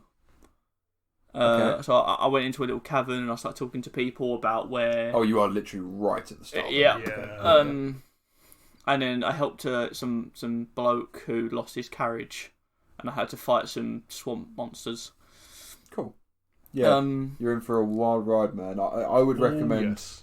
maybe putting down Dark Souls for a bit and focusing on that personally. Yeah. But Yeah, so I kind of hit a little block on Dark Souls 3 that I was just a bit... personally, I wanted to just play with you guys and just... You know what? Dark Souls 3 was a lot of fun playing with you guys. I Yeah. really, really enjoy it. I much prefer the co-op, to be honest. Yeah, and I thought it would be a really good idea if we all did it together, because there's some aspects of the DLC that I've heard is meant to be such a cool thing that I think it would be... In terms of storyline, it's really good. I don't know how it works now that you're on New Game Plus, so can we still play together? I I'm don't not sure think about so. that I either. don't know. Yeah, no, but I would. We can continue playing at co-op a fair bit if you want. You can help us out with the last couple of bosses if you want, just to get us through it. But the I'd recommend doing the last one on your own, because fuck that guy. Why? Is he hard? Oh, is he hard? Oh my god! Oh, I want to kill myself. I just keep saying that. Oh, And yet he's Jesus. doing it all over again. Yeah. Oh, it was just. Oh, I'll talk about it in the thingy, but mental breakdowns. Cool. Yeah. Get involved in Witcher, man. I want to know. Yeah. Because I'm going to continue playing it as well. The combat system so far, I'm very iffy about it. Hey, see, it's not just me. The lock-on system seems a bit weird. It's not weird. It's just a bit finicky. Yeah. Okay. So initially, when they said, you have to press the right stick in to lock onto someone, and then you can flick from person to person using the right stick, and I thought, hey, I've just come from Dark Souls. That game uses that system, but Dark Souls uses that system so much better. Yeah, but it is. Yeah, I mean, Dark Souls is like crafted very, that very kind of thing. well. No, it's not even that. It's just crafted very, very well. Yeah. Which the combat side of it, I think a lot of people agree it was lacking quite a bit. Just lacking in polish a little bit. It wasn't a very smooth combat experience throughout. Yeah, it does seem really. But bear in mind, you're bulky. probably noticing it a lot more because you've come from Dark Souls, which is Yeah. renowned as one of the best, like, close Yeah, combat. that could be true. Combat Because games there are, so. it seems almost as if the combat is near enough exactly the same, just with a little less. Yeah, I No, suppose it's it kind of is, I guess. I mean, but you it's have just a bit more- parry, which is the same thing. You have a dodge, the same thing. Kind of a roll, which is kind of the same thing. And yeah, My advice to anyone early game is don't overlook your spells and don't overlook your potions and ointments either. Yeah, potions and ointments in particular, because in a lot of games like Skyrim and even Outer Worlds and things like that, a lot of people forget about that sort of stuff. But in The Witcher, you will literally not be able to do a lot of things if you don't pay attention to your inventory and your alchemy and your things like that, which is why it's such a bloody good game. Like, there is literally a quest at the start of the game where if you don't read the information about said monster, you will not be able to figure out how to beat that monster. cool. I'll keep that in mind. Yeah, so it's literally about researching the monsters, knowing what like alchemy you can use to benefit you in that fight. Like if you know a monster's weak against fire, you can use The fire one, can't you? It's like a little crackle. yeah. There's stuff like that. You can if you know you're about to go into a dungeon, maybe go and find some materials for the things that you can see in the dark. You can get things where you can breathe. Hold your breath for longer underwater. So if you see like a little underwater dungeon you want to go to, you can do that. But you need to make sure that you have those. Like the items are really important. I think that's something I overlooked a lot when I complained about it, where I was like, oh, the combat system's a bit naff. Yeah, I guess it kind of is, but everything else is really good. Like how much preparation there goes into each sort of quest. Dialogue seems... Dialogue is flawless. Like dialogue is Yeah. so good. Yeah, especially for the time it came out as well. If you think it's like 5 years old now, and it's got like that good of the dialogue system, it's quite impressive. And that's yeah. Keep it up. I'll play it as well so we can share. Yes. Dan, you're going to play as well, aren't you? Maybe. Okay, cool. If you guys catch up to where I'm at roughly, then I might pick it back up again. All right, How I ain't many, rushing though. roughly how No, many don't. hours this game is meant to be? A lot, long? but it's worth it. It's so Okay. worth it. You have no idea how good it gets. It's supposedly like one of the best games of the decade. So Okay. One thing as well is that the Witcher Vision or whatever it's called. oh god, yeah. That thing's really buggy for me. I It's think. not buggy. Do you mean buggy or just looks horrible? Well, maybe a bit of both, because I feel as if I'm kind of in that zone, and then something highlights up red, and I'm next to it, and I can't do anything with it. Oh, you have to unhighlight. You have to take Witcher Sense off to look at it. Oh, Yeah. that might be what I'm doing wrong. Yeah. Also, So go on. I was going to say a tip for you on the PC version, which I found really helpful, is in the settings you can turn off the fisheye lens effect, so it doesn't Can you? warp your entire screen. Are you serious? Yeah. I was literally playing it like a couple of weeks ago, right? Or before Christmas, whenever I last played it, I can't remember. And I was looking through the menu and I was like, surely they realised that this looks horrible and they added the option to turn it off. Because you feel drunk when you're running around in it. It's horrid. Hated it. Oh, that's so cool. I'm so glad that's in there. Okay, good. I refused to get drunk in that tavern. He offered me a drink and I said no. Oh, for you. I've been a very nice person. You know what? I've decided I'm going to be a really nice Witcher. Good luck. I didn't take the money at the start when you helped that person. Kevin, that's what Witchers do. Yeah, that's literally like your bread and butter. If you don't do that, it's the only reason you do it. It's the only reason you exist. No, you exist to get money for killing monsters. Oh, you know what? I'm going to be a really mean person. No, play a really nice Witcher. I want to see what happens. You're going to get like 30 hours into the game and Kevin's using a wooden sword because he can't bloody afford anything. Alright. Anything else, Kev? Nah. Okay. I think we were supposed to do this earlier on, but I forgot. So, recommendation. What is our game recommendation of the week? So the Happy Pickler last week suggested that we start doing game recommendations. So every week we're just going to do a random game recommendation or just something that we think is a good shout for you to play. So if you're running out of ideas, or you know when you have that Netflix day where you're like, oh yes, I'm free, I can finally watch something, and you go on Netflix and scroll through it for like 4 hours. If you're in that zone with games, then you're in the right place because Kevin's got the game for you. Boy, oh boy, does he.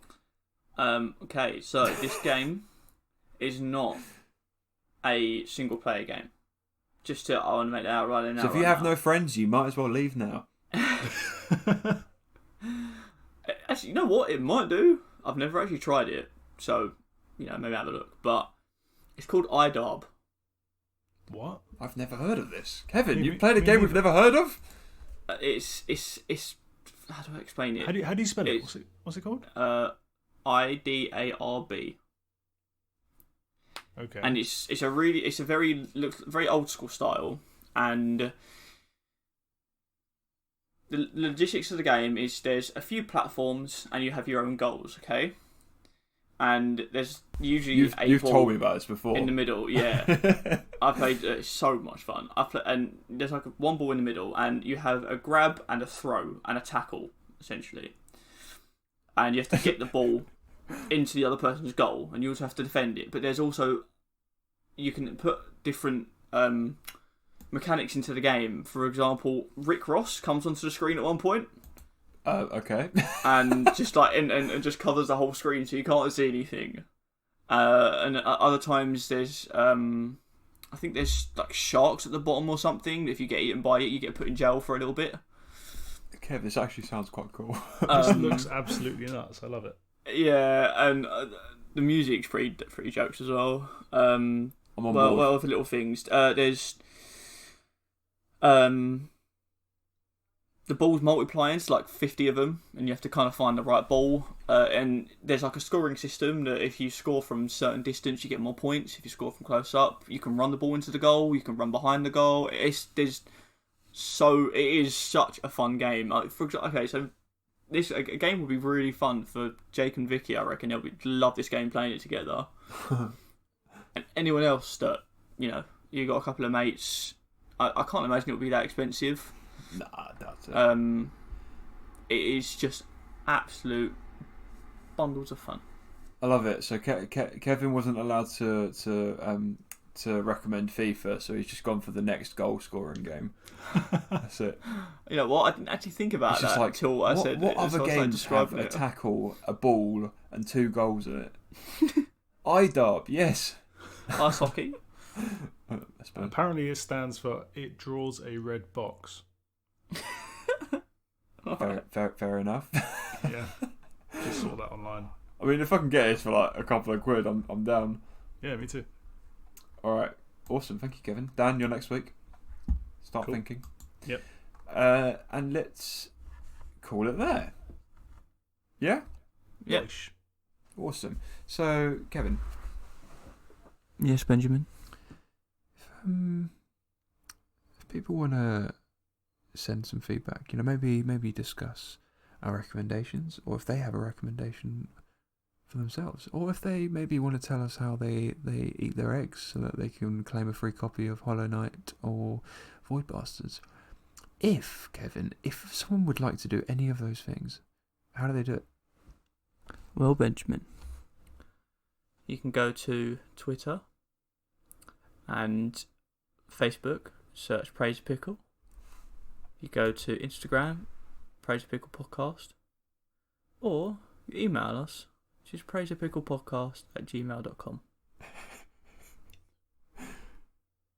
Thank you, Kev. Perfect. That's okay. Thank you, Daniel. Thank you, Ben. Thank you, Kev. Thank you, Ben. Thank you, Dan. Thank you, Ben. Thank you, Kev. Thank you, Steve. Thank you, Cheers, Steve. Thank you to everyone that's listened, made it this far. Thank you to everyone that leaves feedback. Thank you for everyone that loves us as much as we people love listen them. to us.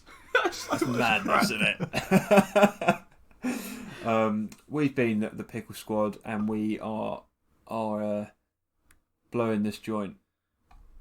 Yeah, yeet. Yeah. Are we keeping it as that?